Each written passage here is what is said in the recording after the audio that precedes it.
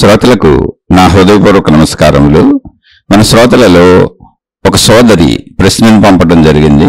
ఆ ప్రశ్న, మీ శీర్షికలు ఎప్పటి నుంచో వింటున్నాను, నాకు ఆత్మజ్ఞానం కొద్ది కొద్దిగా అర్థమవుతున్నది, కానీ ఎంత అర్థమైనా ఒక్కసారి జీవితంలోకి వస్తే మనల్ని మనం చూసుకుంటే, చుట్టూ ఉన్న ఈ సృష్టిని గమనిస్తుంటే అసలు ఏమిటి ఈ సృష్టి, ఏమిటి అనంత అద్భుత సృష్టి?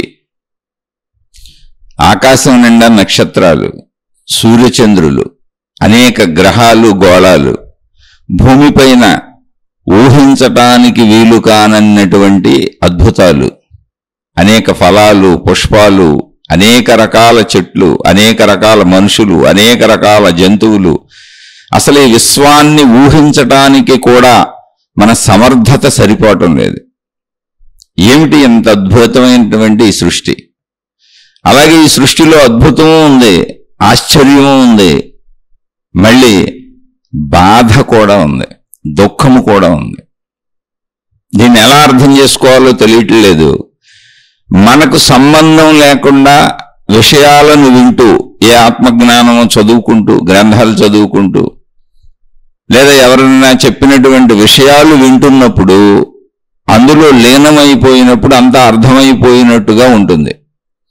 మరలా సొంత శరీరము, సొంత కుటుంబము, సొంత జీవితంలోకి వచ్చేసేటప్పటికి ఇదంతా అయోమయంగా, అగమ్యగోచరంగా ఉంటుంది. అసలు నేను, నా కుటుంబము అనేటువంటి భావాలను వదిలేసి సృష్టిని ఉన్నది ఉన్నట్టుగా పరిశీలించినప్పుడు ఈ చెట్లు, ఇక్కడ ఉన్నటువంటి అనేక రకాల అందమైనటువంటి పుష్పాలు, ఫలాలు, మనుషులను బ్రతికించడానికి అవసరమైన వనరులు, వసతులు, అనేక రకాల జంతువులు, సృష్టి అంతా అద్భుతంగా గోచరిస్తుంది. కానీ మళ్ళీ అందులోనే మరణము అనేది సంభవించి దుఃఖాన్ని కల్పిస్తుంది. దీన్ని ఎలా అర్థం చేసుకోవాలో అర్థము కావటం లేదు. ఎంత ప్రయత్నించినా మనసు ఒక నిశ్చల స్థితిలో నిలబడటం లేదు. సృష్టిని చూసినప్పుడు, ఆలోచించినప్పుడు అంతా ఒక్కొక్కసారి ఆనందంగా అనిపిస్తున్నది, మరొకసారి గందరగోళంగా అనిపిస్తున్నది, మరొకసారి బాధగా ఉంటున్నది, దుఃఖంగా అనిపిస్తున్నది. బాధ, దుఃఖము ఇవన్నీ కూడా నేను, నాది అన్నప్పుడు మాత్రమే వస్తున్నాయి.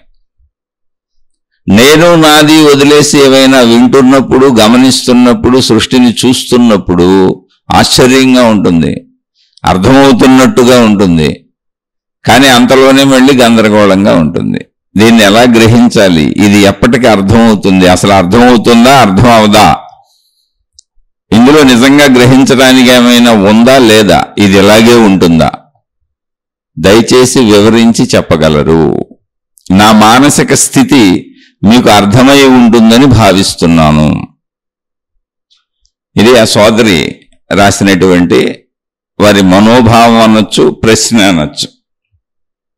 నిజమే, వారు చెప్పినటువంటి, అంటే వారు రాసినటువంటి ప్రతి పదము కరెక్టే, ఇక్కడ ప్రతి అక్షరము కరెక్టే, వారి భావములన్నీ కరెక్టే.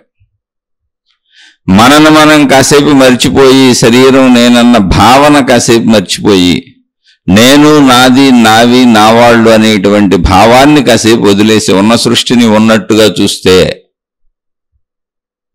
పక్షుల కిలకిలారావాలతో, సూర్యోదయాలతో, సూర్యాస్తమయాలతో, ఎగిసిపడుతున్న సముద్ర కెరటాలతో, ప్రవహిస్తున్నటువంటి నదులతో, సస్యశ్యామలంగా భూమిపైనే కాదు కొండలు, గుట్టలు అన్నిటిపైన పచ్చని పైరుల ఆకుపచ్చని ధనంతో నిండిపోయినటువంటి వృక్షాలతో, ఆ వృక్షాలకు ఉన్నటువంటి అనేక రకాలైనటువంటి ఫలాలతో, పుష్పాలతో, అనేక రకాలైన జంతువులతో, అసలు ఈ సృష్టిని ఊహించటమే కష్టంగా ఉంది. మనం అంతా అర్థమైపోయినట్టు ఏదో ఆత్మజ్ఞానం అని మాట్లాడేసుకుంటున్నాం. నిజంగా అసలు అంతా అర్థమైనట్టు మనం ఆత్మజ్ఞానం, ఆధ్యాత్మిక చదువు అని మాట్లాడుకుంటున్నాం. అది కేవలం అవగాహనకి మాత్రమే. సృష్టి అనంతము, సృష్టి ఒక రహస్యము. సృష్టిని సృష్టిగా తెలుసుకోవాలంటే మన వల్ల ఎప్పటికీ కాదు. అయితే మన వల్లైనంత మనం గమనించి ఆనందించవచ్చు. అదే మనం చేయగలిగింది. ఇప్పుడు అలా ఆనందించడానికి అనువైన శరీరాన్ని పొంది ఉన్నాం. మనం తెలుసుకోవాల్సింది ఈ శరీరానికి ఒక పరిధి ఉంది. ఈ శరీరానికి గ్రహించటానికి పరిధి ఉంది, గమనించటానికి పరిధి ఉంది, అర్థం చేసుకోవడానికి పరిధి ఉంది. ఈ శరీరంతో మనం ఏదైనా ఒక పరిధిలో, పరిమితిలో మాత్రమే తెలుసుకోగలం. ఒకవేళ అనంతము అంటే ఆత్మశక్తి అనంతము అంటున్నారు కదా, సృష్టి అనంతము అంటున్నారు కదా, బ్రహ్మం అనంతము అంటున్నారు కదా, సత్యం జ్ఞానం అనంతం బ్రహ్మ అన్నారు కదా. అంటే తెలియదు కనుకనే అనంతం అన్నారు. ఎవరికైనా తెలిసి ఉంటుంది, ఇదంతా తెలుసున్న వ్యక్తి ఒకరు ఉండుంటారు అనే కాల్పనిక ఊహను కల్పించుకోబాకండి. అనంతము అన్నారంటేనే దాని ఆద్యంతములు మాకు తెలియవు అని అర్థం. సృష్టి ఎప్పటికీ రహస్యమే.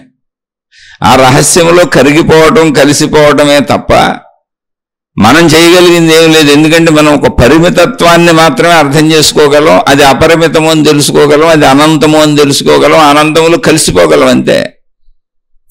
అంతకంటే మనం ఏం చేయలేము. మన పరిధి అంతే.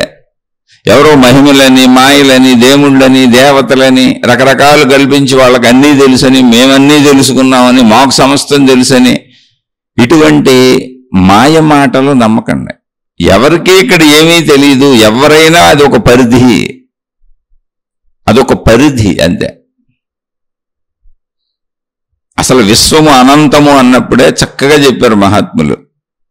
శరీరపరమైనటువంటి మానవ జీవితంలో మానవుడుగా వచ్చిన స్త్రీ గాని పురుషుడు గాని పరిమితంగానే తెలుసుకోగలరు. కానీ అది తెలుసుకుంటున్నప్పుడు అర్థమవుతున్నది ఏంటి అంటే ఎంత తెలుసుకున్నా తరగనటువంటిది ఉంది ఇక్కడ. నువ్వు ఎంత తెలుసుకున్నా, ఎంత ప్రయత్నించినా తరగనంత విశ్వం కనపడతానే ఉంది, తరగనంత సృష్టి కనపడతానే ఉంది. అసలు సృష్టి ఎప్పటికీ అంతం అవ్వదు. ముందు ఈ విషయం గ్రహించండి. సృష్టికి అంతం ఉండదు. ఎందుకు అంతం ఉండదంటే ఇది అద్భుతం కాదు, మహిమ కాదు, మాయ కాదు.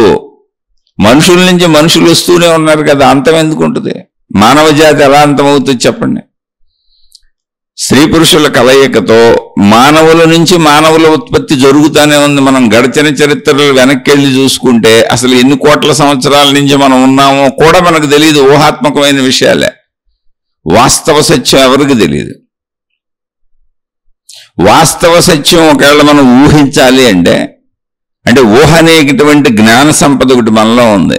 దాన్ని కొంచెం సత్యదృష్టిలో అందినంత వరకు సత్యదృష్టిలో ఊహించాలి అంటే శక్తే సృష్టిగా, సృష్టి శక్తిగా ఉన్నది.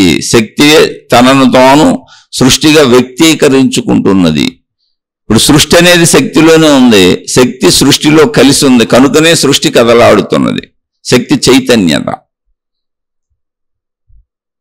మానవుల నుంచి మానవులు వస్తానే ఉన్నారు, జంతువుల నుంచి జంతువులు వస్తానే ఉన్నాయి, వృక్షాల నుంచి వృక్షాలు వస్తానే ఉన్నాయి.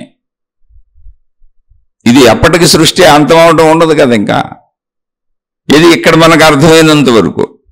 ఇక గ్రహములు, గోళములు, నక్షత్రములు ఇవన్నీ ఎలా ఏర్పడుతున్నాయి అనేది అసలు మనకు అర్థం కాని విషయం. కానీ ఇక్కడ మానవ జాతిని, వృక్ష జాతిని, జంతు జాతిని గమనిస్తే మన పరిధి వరకు ఇది ఎప్పటికీ అంతం అవదు. ఇది ఎప్పటికీ అంతం అవదు. ఎందుకంటే ఇప్పుడున్నటువంటి మానవ తరం వృద్ధులై ఒకవేళ మరణిస్తే వీళ్ళు మరణించడానికంటే ముందే అనేక తరాలు వచ్చేస్తున్నాయి. 2-3 తరాలు అక్కడ ఉన్నాయి.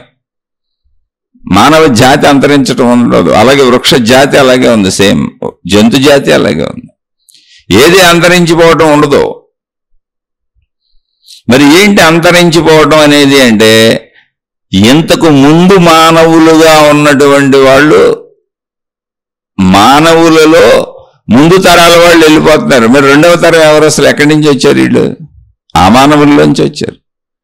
మనం వాడుకలో మనకు అనిపిస్తున్నది వేరు భావన కనుక నేను నా తల్లిదండ్రుల నుంచి వచ్చాను, నా తల్లిదండ్రులు వారి తల్లిదండ్రుల నుంచి వచ్చారు అంటే ఇంతకు ముందు మనందరం ఎక్కడ ఉన్నాం? మన తల్లిదండ్రుల్లో ఉన్నాం.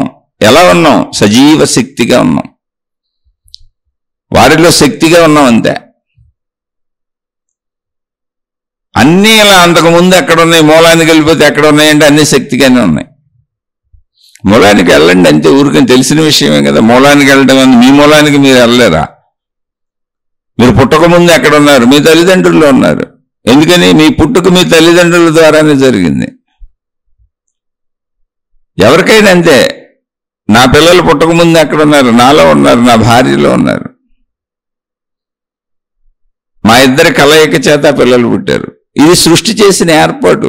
కాబట్టి అంతం లేదు దీనికి. మరి అంతం దేనికి ఉందంటే అసలు అంతం దేనికి లేదు.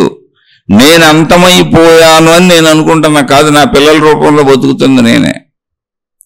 నా తల్లిదండ్రులు అంతమైపోయారని వాళ్ళు అనుకుంటున్నారు కాదు, బతుకుతున్న నేను నా తల్లిదండ్రులే. పిల్లలందరూ తల్లిదండ్రులే. కానీ మనకు వేరు భావన, వాళ్ళు వేరు నేను వేరు, నా అహంకారం మీ అహంకారం, నా శరీరం వేరు మీ శరీరం వేరు. శక్తి భావనగా మనం గమనించటం లేదు, అందుకని మనకు వేరుగా కనపడుతుంది. లేకపోతే మీరు జాగ్రత్తగా గమనిస్తే ఇది ఎలా ఉంటుందంటే ఆగకుండా సాగుతున్నటువంటి నదీ ప్రవాహంలా కనపడుతుంది. కానీ దాన్ని శక్తిగా చూడాలి, మీరు జ్ఞాన దృష్టిలో చూడాలి. ఒక నదీ ప్రవాహం సాగుతూ వెళ్ళిపోతుంది. ఎక్కడి నుంచో హిమాలయాల్లో పుట్టిన నది, హిమాలయాల్లో మంచు కరిగి నీరుగా ప్రవహిస్తూ మారుతున్నటువంటి ఆ నీరు పల్లానికి ప్రవహించుకుంటూ వెళ్ళిపోతుంది. ఎక్కడ హిమాలయాలు, ఎక్కడో సముద్రంలోకి వెళ్ళిపోతుంది. అక్కడ మొదలైంది నది, ఎక్కడో సముద్రంలో కలుస్తుంది. అక్కడ సముద్రం ఉంది కనుక అందులో కలుస్తుంది వెళ్ళి, లేకపోతే ఇంకా ఉంటే ఇంకా వెళ్ళిపోతానే ఉంటుంది. అది అక్కడి నుంచి వస్తానే ఉంటుంది. ఇలా ఒక నదీ ప్రవాహాన్ని అలా గమనిస్తే అది ఎక్కడ ఆగదు, సాగుతూనే ఉంది, ప్రవహిస్తూనే ఉంది, కదిలిపోతూనే ఉంది. ఇప్పుడు కదిలి వెళ్ళిపోయిన నీరు మనం ఒక ప్రదేశంలో నుంచొని చూస్తున్నాం. నదిని ఒక ప్రదేశంలో నుంచొని చూస్తున్నాం మనం. కదిలి వెళ్ళిపోయిన నీరు చనిపోయిందా, కొత్త నీరు వచ్చిందా? ఒకసారి ఆ దృష్టితో చూడండి. చనిపోయాను అంటే ఏంటో తెలుసా? వెళ్ళిపోయాను అని.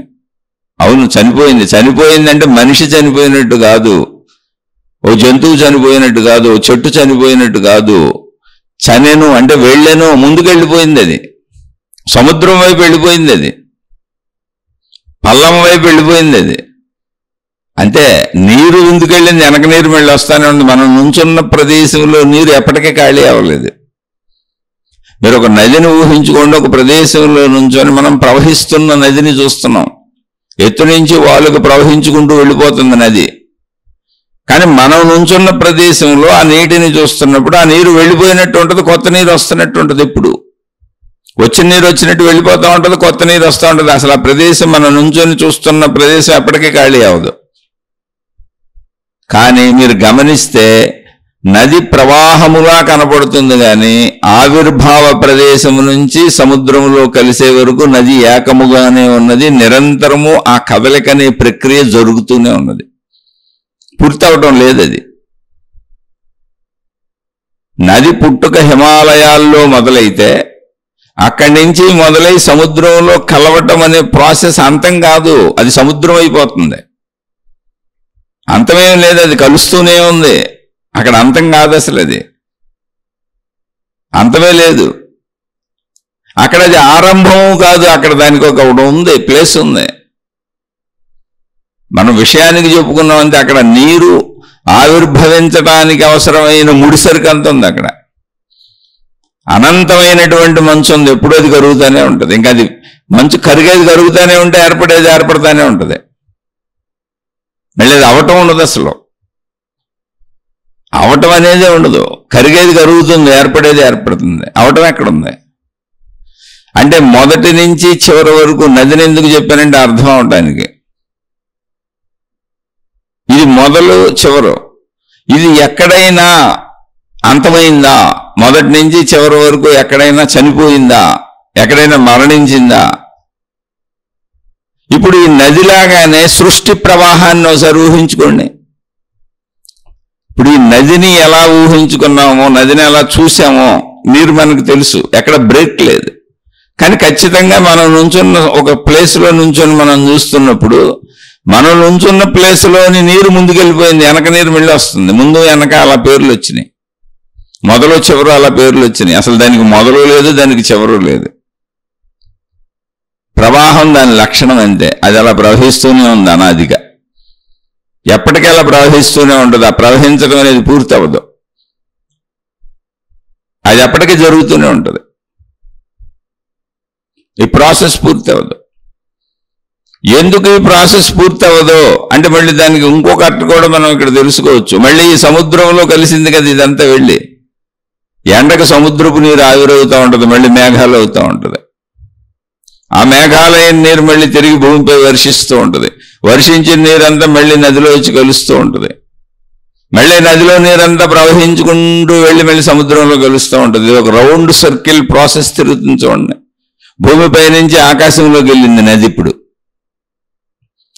భూమిపైన ఉన్నటువంటి నది సముద్రంలో కలిసి ఆకాశానికి వెళ్ళింది. ఆ నది ఇప్పుడు నది ఆకాశానికి వెళ్ళడం ఏంటంటే పిచ్చెక్కింది నది పైకి ఎలా ప్రవహిస్తుంది అంటారు. లేదు, నదిని ఆకాశానికి పంపింది సూర్యుడు. సూర్యుడు దారి చూపించాడు, దానికి ఆవిరి చేశాడు, దాన్ని ఆకాశానికి తీసుకెళ్ళాడు. మేఘములు చేశాడు, అక్కడ వాయువు ఆ మేఘములను కదిపాడు. ఆ మేఘములన్నీ వర్షించేలా అక్కడ వాతావరణాన్ని సృష్టి ఏర్పరుచుకుంది. మళ్ళీ అవన్నీ వర్షించి నీ భూమి మీదకి మళ్ళీ నది అయిపోయింది. అది ఎప్పటికీ నదీ ప్రవాహం ఆగదు. ఇది ఈ సృష్టిని ఇలా ఒకసారి ఊహించుకోండి, సృష్టిని ఇలా ఒకసారి ఊహించుకోండి. ఇలా సాగుతున్న నది సముద్రంలో కలిసిపోయినప్పుడు మనం నది మరణించింది అనుకుంటున్నాం, ఎందుకంటే అక్కడ సముద్రం ఉంది. ఎక్కడో ఆ మంచు కొండలన్నీ కరిగి నీరైనప్పుడు లేదా వర్షం కురిసినప్పుడు అక్కడ అది మొదలైంది అనుకున్నాం. అసలు మొదలే కాదు అది. అది ఎప్పటికల్లా రౌండ్ సర్కిల్గా జరుగుతూనే ఉంది. ఎప్పటికీ అది ఒక రౌండ్ సర్కిల్. అది పైనుంచి మేఘములు వర్షిస్తున్నాయి. మనం మేఘములు చచ్చిపోయినాయి అనుకుంటున్నాం వర్షం పడినప్పుడు. మన దృష్టిలో మేఘము రూపు ఎప్పుడైతే మారిందో, చినుకులు అది కురిసిందో చనిపోయింది, మేఘం చనిపోయింది కాదు. మేఘం రూపు మార్చుకుంది, చినుకులైంది, వర్షపు చినుకులైంది, భూమి మీద పడింది. అరే చినుకు చినుకు చినుకు చినుకు చినుకు చినుకు చచ్చిపోయింది. ఒక మేఘం లక్షల చినుకులను పుట్టించింది, కోట్ల చినుకులను పుట్టించింది. అంటే మనమేమనుకున్నాం మేఘం చచ్చిపోయింది, చినుకులు పుట్టినాయి అంటున్నాం. మన భావన అది. కొత్తగా ఇప్పుడు అయ్యో చినుకులు ఆవిర్భవించినట్టు కనపడుతుంది మనకు, కానీ మేఘం ఆధారం అది. మేఘాన్ని విడిగా చూస్తున్నాం, చినుకుల్ని విడిగా చూస్తున్నాం, ఆవిరిని విడిగా చూస్తున్నాం, నీరుని సముద్రాన్ని విడిగా చూస్తున్నాం, నదిని విడిగా చూస్తున్నాం, అన్నింటినీ వేరు వేరు వేరు వేరుగా చూస్తున్నాం. కానీ ఇది మొత్తం మీరు గమనిస్తే ఒక రౌండ్ సర్కిల్ లాగా ఉంది. అది జ్ఞాన నేత్రంతో చూడండి, ఒకసారి జ్ఞానంలో అర్థం చేసుకోండి దాన్ని.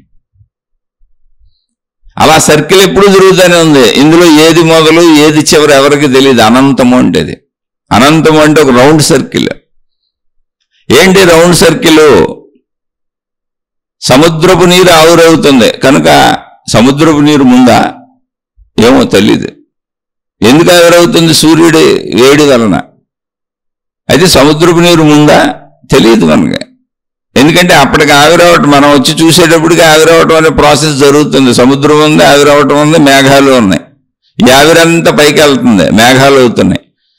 మేఘాలన్నీ వర్షిస్తున్నాయి, మళ్ళీ బిందువులై నేల మీద పడుతున్నాయి, వాన చినుకులై నేల మీద పడుతున్నాయి. అవన్నీ కలిసి మళ్ళీ నదులై ప్రవహిస్తున్నాయి. ఇవన్నీ మనం వచ్చేటప్పటికి జరుగుతున్నాయి. మనం ఇక్కడికి వచ్చేటప్పటికి ఇవన్నీ ఆల్రెడీ జరుగుతున్నాయి ఎప్పటి నుంచో. ఇందులో ఏది ముందో ఏది చివరో అసలు మనకు తెలియదు. అసలు ముందు చివరిలో ఉన్నాయో లేదో అన్నీ ఒక్కసారి జరుగుతున్నాయేమో, ఒకే సమయంలో ఒకేసారి జరుగుతున్నాయేమో. అందుకే ఎప్పటికీ ఇది అంతం అవ్వదు. ముందు చివర ఉండి అది అంతమైపోద్ది. అందుకని సృష్టి ఎప్పటికీ అంతం అవ్వదు. కానీ మనం అంతం అవుతుంది అన్న భావనలో ఉన్నాం. ఎందుకనంటే అయితే మనం నదిని చూస్తున్నాం. ఇది వెళ్ళి కలిసి సముద్రంలో కలిసినప్పుడు అంతమైపోయింది, నది లేదు సముద్రం వచ్చేసింది అనుకుంటున్నాం. లేదా సముద్రాన్ని చూస్తున్నాం, ఏదో ఒకదాన్నే చూడగలుగుతున్నాం. లేదా ఆవిరిని చూస్తున్నాం, లేదా ఈ ఆవిరంతా వెళ్ళిపోయి మేఘములైన మేఘాన్ని చూస్తున్నాం. అనేక మేఘాలు ఉన్నాయి అంటున్నాం. మేఘాలు వర్షిస్తున్నప్పుడు మేఘాలు చచ్చిపోయినాయి, చినుకులు పడుతున్నాయి అంటున్నాం. చినుకులు లక్షల కోటాను కోట్లు అంటున్నాం. మళ్ళీ చినుకులను గుర్తిస్తున్నాం. చినుకులు భూమిపై పడినప్పుడు చినుకులు చనిపోయినాయి అంటున్నాం. మళ్ళీ ఇదంతా కలిపి నది అయింది, నదీ ప్రవాహంగా మారింది. అదే ఇక్కడ అసలు ఏది మరణించలేదు, అన్ని షేపులు మార్చుకుందంతే. ఈ షేపులు మార్చుకోవడం అనేది ఒక రౌండ్ సర్కిల్ ప్రాసెస్లో జరుగుతుంది. చూడండి, ఒక రౌండ్ సర్కిల్గా ఉంది. ఆ రౌండ్ సర్కిల్ భూమిపై నుంచి ఆకాశంలోకి వెళ్ళి మళ్ళీ భూమిపైకి తిరిగి వస్తుంది. ఎక్కడ దానికి విఘాతము కలగటం లేదు. చూడండి, గుండ్రటితనం, గోళము. మీరు ఒక రౌండ్ సర్కిల్ గీయండి, ఒక పెన్సిల్తోనో పెన్తోనో ఒక వైట్ పేపర్ మీద ఒక రౌండ్ సర్కిల్ గీయండి, ఒక సున్నా గీయండి. సున్నాని మనం మామూలుగా అంకెల్లో సున్నా అని చెబుతాం. దాన్ని ఆధ్యాత్మికతలో పూర్ణము అన్నారు, సంపూర్ణము అన్నారు. సంపూర్ణము. ఆ సున్నాన్ని గీసి ఇప్పుడు మీరు దానికి అంటే గీసినప్పుడు నేను ఇక్కడ మొదలు పెట్టాను, ఇక్కడికి వచ్చి కలిపాను అన్నారు కదా. ఓకే, గీసింది మనమే. ఇక్కడ మొదలుపెట్టి ఎక్కడ మొదలు పెట్టామో అక్కడే కలిపాం. అంటే ఏది మొదలు అది అంతమవుతుందా? ఒకసారి ఆలోచించండి. మొదలుపెట్టిన ప్రదేశానికే దాన్ని గీసుకుంటూ వచ్చి కలిపాం. మొదలు అదే, అంతం అదేనా? మొదలు అదే, అంతము అదే అయినప్పుడు రెండు ఉన్నాయి అక్కడ. లేవుగా, ఒకటేగా ఉంది, మొదలే ఉంది. ఇప్పుడు అది అంతం ఎలా అవుతుంది? మొదలే అంతముగాను, అంతమే మొదలుగాను ఉన్నది. అది ఏంటి, మనం గీస్తే మనకు తెలుసు కనుక ఇక్కడి నుంచి మొదలుపెట్టి గీసానని. అంటే ఎప్పుడూ మొదలే ఉంది, అంతం లేదు. రౌండ్ సర్కిల్ గీసినప్పుడు ఎప్పుడూ మొదలే ఉంది, మళ్ళీ మొదటికి వచ్చి కలిసింది అది. ఆ రౌండ్ సర్కిల్ ఎంత దూరం ప్రయాణించుకుంటూ వెళ్ళినా మొదటికే కలుస్తుంది. ఎప్పుడు మొదలే ఉంది, మొదలే ప్రయాణించి మొదట్లోనే కలిసిపోయింది. మనం గీసాం కనుక కాదు. గీసి ఉన్నదాన్ని చూడండి, మొదలేది చివరేది దానికి ఎలా తెలుస్తుంది? ఒక పెద్ద రౌండ్ సర్కిల్ గీసి దాని మీద నడవటం మొదలు పెట్టాం అనుకోండి, ఆగటం ఉంటుంది. ఇంకా స్ట్రైట్ లైన్ అయితే ఇక్కడి నుంచి మొదలుపెట్టి అక్కడికి వెళ్ళి ఆగొచ్చు. అందుకే సృష్టి మొత్తం ఎలా ఉన్నది అంటే గోళాకృతిలో ఉన్నవి. సృష్టిలో అని చూసుకోండి, గ్రహములు గోళములు అంటారు. గోళాకృతిలో ఉన్నాయి, రౌండ్గా ఉన్నాయి. రౌండ్గా ఉండటమే అనంతము. అంటే అనంతము అంటే ఏంటంటే ఆది అంతము తెలియదు, ఎప్పుడు ఉన్నది ఒకటే మొదలు.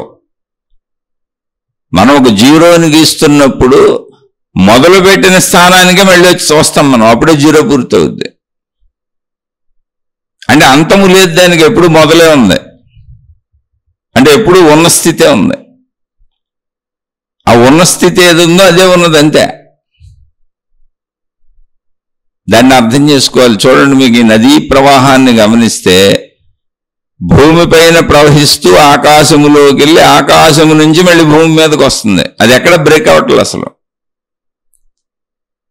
కాలములు, ఋతువులు, పరిమిత భావనలు చూస్తున్నప్పుడు మనకు అలా కనబడతా ఉండొచ్చు. ఏదో ఒక్కదాన్నే చూసినప్పుడు మనకు అలా అనిపించవచ్చు. నదిని చూసినప్పుడు, సముద్రంలో కలిసిపోయినప్పుడు నది లేదు సముద్రం ఉందని అనిపించవచ్చు. కానీ నది లేకుండా ఎక్కడ పోయింది? నది నీళ్లే కదా సముద్రంలో ఉంది. నది ఇప్పుడు సముద్రంలో ఉందంతే. ఆ సముద్రపు నీరే కదా ఆవిరైంది. ఆవిరైందంటే సముద్రపు నీరే కదా. ఆ ఆవిరే కదా మేఘములైంది. మేఘములే కదా వర్షపు చినుకులైంది. వర్షపు చినుకులే కదా వర్షించి కురిసి భూమిపై పడి నది అయింది. ఆ నదే కదా మళ్ళీ వెళ్ళి సముద్రంలో కలిసింది. అంటే సముద్రమే కదా ఇదంతా అయింది. కానీ ఎన్ని పేర్లేండి, ఎన్ని విడివిడిగా అయ్యండి. సముద్రపు నీరుని ఆవిరైనప్పుడు ఆవిరిని పిలిచాం, ఒక కొత్త పేరు. దాని రూపం కూడా కొత్తదే. ఆవిరంతా కలిసి ఒక చోట చేరినప్పుడు మేఘం అని పిలిచాం, దాని రూపం కూడా కొత్తదే. దాని రూపం ఇంకో రూపం ధరించింది, మేఘం. కొత్త పేరు, కొత్త రూపం. మళ్ళీ అదంతా వర్షించింది అనేక వర్షపు చినుకులుగా. మళ్ళీ అసలు ఒక సంబంధం లేని కొత్త సృష్టి. చినుకులు, వర్ష బిందువులు వేరువేరుగా, విడివిడిగా, ఏకమేఘంలోంచి. అసలు అది అంతే. ఇదే సృష్టి వైచిత్ర్యము, విచిత్రము, రహస్యము. అంటే అది అలా ఎందుకు అవుతుంది అంతే, అది అలా అవుతుంది అంతే. ఎందుకు అవుతుంది అని దానికి ఆన్సర్ లేదు, అలా అవుతుంది. మనం వచ్చేటప్పటికి అక్కడ ఇదంతా ఉంది. మళ్ళీ అది భూమిపై పడి మొత్తం కలిసిపోద్ది. విడివిడిగా ఉన్న చినుకులన్నీ నీరుగా కలిసిపోద్ది, ఏకనీరు అయిపోద్ది. మళ్ళీ ఏకనీరై ప్రవహించుకుంటూ వెళ్ళిపోతూ ఉంటుంది అనేది. మళ్ళీ వెళ్ళి సముద్రంలో కలిసిపోద్ది. చూడండి, నేల మీద నుంచి ఆకాశంలోకి, ఆకాశం నుంచి నేల మీదకి రౌండ్ సర్కిల్ అని చూడండి. అక్కడ పెద్ద రౌండ్ సర్కిల్ అని చూడండి, మీ జ్ఞాన నేత్రంతో చూడండి. ఇది సృష్టి. అలా మనకు అన్వయించుకు చూడండి. ఇప్పుడు నదీ ప్రవాహము వలె మానవ జీవన ప్రవాహము, శక్తి ప్రవాహం ఆగుద్దా? ఎప్పుడన్నా ఆగటం ఉందా? ఒకసారి చూడండి, గమనించి చూడండి. ఇలాగే సేమ్ ఆలోచించండి. ఊరికి నేను జస్ట్ ఆలోచించటమే, ఏముంది, కాసేపు ఆలోచిస్తే అయిపోయేదానికి. అదే మనకు అందనంత ఆలోచన కాదు. మనం ఏం పెద్ద గొప్ప గొప్ప పరిశోధన ల్యాబొరేటరీలోకి వెళ్ళి చేయట్లేదు. మన ఇంట్లో మనం కూర్చొని కాసేపు ఆలోచించటమే కదా. నా తల్లిదండ్రుల నుంచి నేను వచ్చాను, వాళ్ళ తల్లిదండ్రుల నుంచి వాళ్ళు వచ్చారు, వాళ్ళ తల్లిదండ్రుల నుంచి వాళ్ళు వచ్చారు. ఒక ప్రవాహం అలా సాగుతూనే ఉంది చూడండి. ఆ ప్రవాహం సాగుతుంది. మానవ జీవన ప్రవాహం, శక్తి ప్రవాహం సాగుతుంది. మరి అంతమైపోయింది ఏంటి? నా తల్లిదండ్రులు అంతమైపోయారు. నా తల్లిదండ్రులు నేను ప్రవాహంలో సాగుతూనే ఉన్నాం. అలా తరాలుగా అనేక జీవరాశులు, అనేక మంది మనుషులు ఇక్కడ సాగుతూనే ఉన్నారు. ఎప్పటికన్నా ఇది అంతమవుద్దా? పోనీ అంతమైన వాళ్ళు ఏమయ్యారు? అంతమైన నా తల్లిదండ్రులు ఏమయ్యారు? నా తల్లిదండ్రులు ఏమయ్యారు? వాళ్ళ తల్లిదండ్రులు ఏమయ్యారు? ఏమీ అవ్వలేదు, ఈ మట్టిలో కలిసిపోయారు. కాల్చేసో పూడ్ చేసో. అసలు వీళ్ళు ఎక్కడి నుంచి వచ్చారు? సేమ్ ఇందాక సముద్రం లాగానే ఉంటుంది. సముద్రపు నీరు ఆవిరై ఆకాశంలో వెళ్ళినట్టుగానే ఉంటుంది ఈ ప్రాసెస్ కూడా గమనిస్తే. వీళ్ళు ఎక్కడి నుంచి వచ్చారు? ఇప్పుడు నాకు పిల్లలు ఎక్కడి నుంచి వచ్చారు అసలు? ముందు చూద్దాం. లేదా నా తల్లిదండ్రుల నుంచి నేను ఎలా వచ్చాను? అంటే శక్తిగా ఉన్నాను నేను. పుట్టకముందు వాళ్ళలో శక్తిగా ఉన్నాను. వాళ్ళకి అసలు శక్తి ఎక్కడి నుంచి వస్తుంది? అసలు ఎవరికైనా మానవులకు శక్తి ఎక్కడి నుంచి వస్తుంది? ఆహార పదార్థాల నుంచి వస్తుంది. ఆహార పదార్థాలు మనం తినేదే శక్తి కోసం. ఆ శక్తి మనలో అణువులుగా, కణములుగా మారుతున్నది, రక్తంగా మారుతుంది, మాంసంగా మారుతుంది. మన శరీరం అంతా అణువుల కణజాలముల మయం. ప్రతి కణము తాను వేరువేరు అనుకుంటుంది. అన్ని కణాలు కూర్పుగా, అవయవాలుగా ఏర్పడుతున్నాయి. సరే, అదంతా సృష్టి చేసిన డిజైనింగ్. అది మనం తీసుకున్న ఆహారమే శక్తిగా ఆ కణాలుగా మారుతుంది. మనం బ్రతికి ఉండటానికి ఆ శక్తే కారణం. ఇప్పుడు ఆ శక్తి మనలోకి చేరి రక్తంగా, మాంసంగా, ఎముకలుగా, మజ్జగా, వీర్యముగా, అంటే మరలా మనకు పిల్లలు పుట్టడానికి అనువుగా మారింది స్త్రీలోను పురుషుల్లోను. ఏంటి మారింది? అంత ఆహార పదార్థాలు. ఆహార పదార్థాలు ఎక్కడి నుంచి వచ్చినాయి? ఆహార పదార్థాలు చెట్ల నుంచి వచ్చినాయి. చెట్లు ఎక్కడి నుంచి వచ్చినాయి? భూమి నుంచి వచ్చినాయి.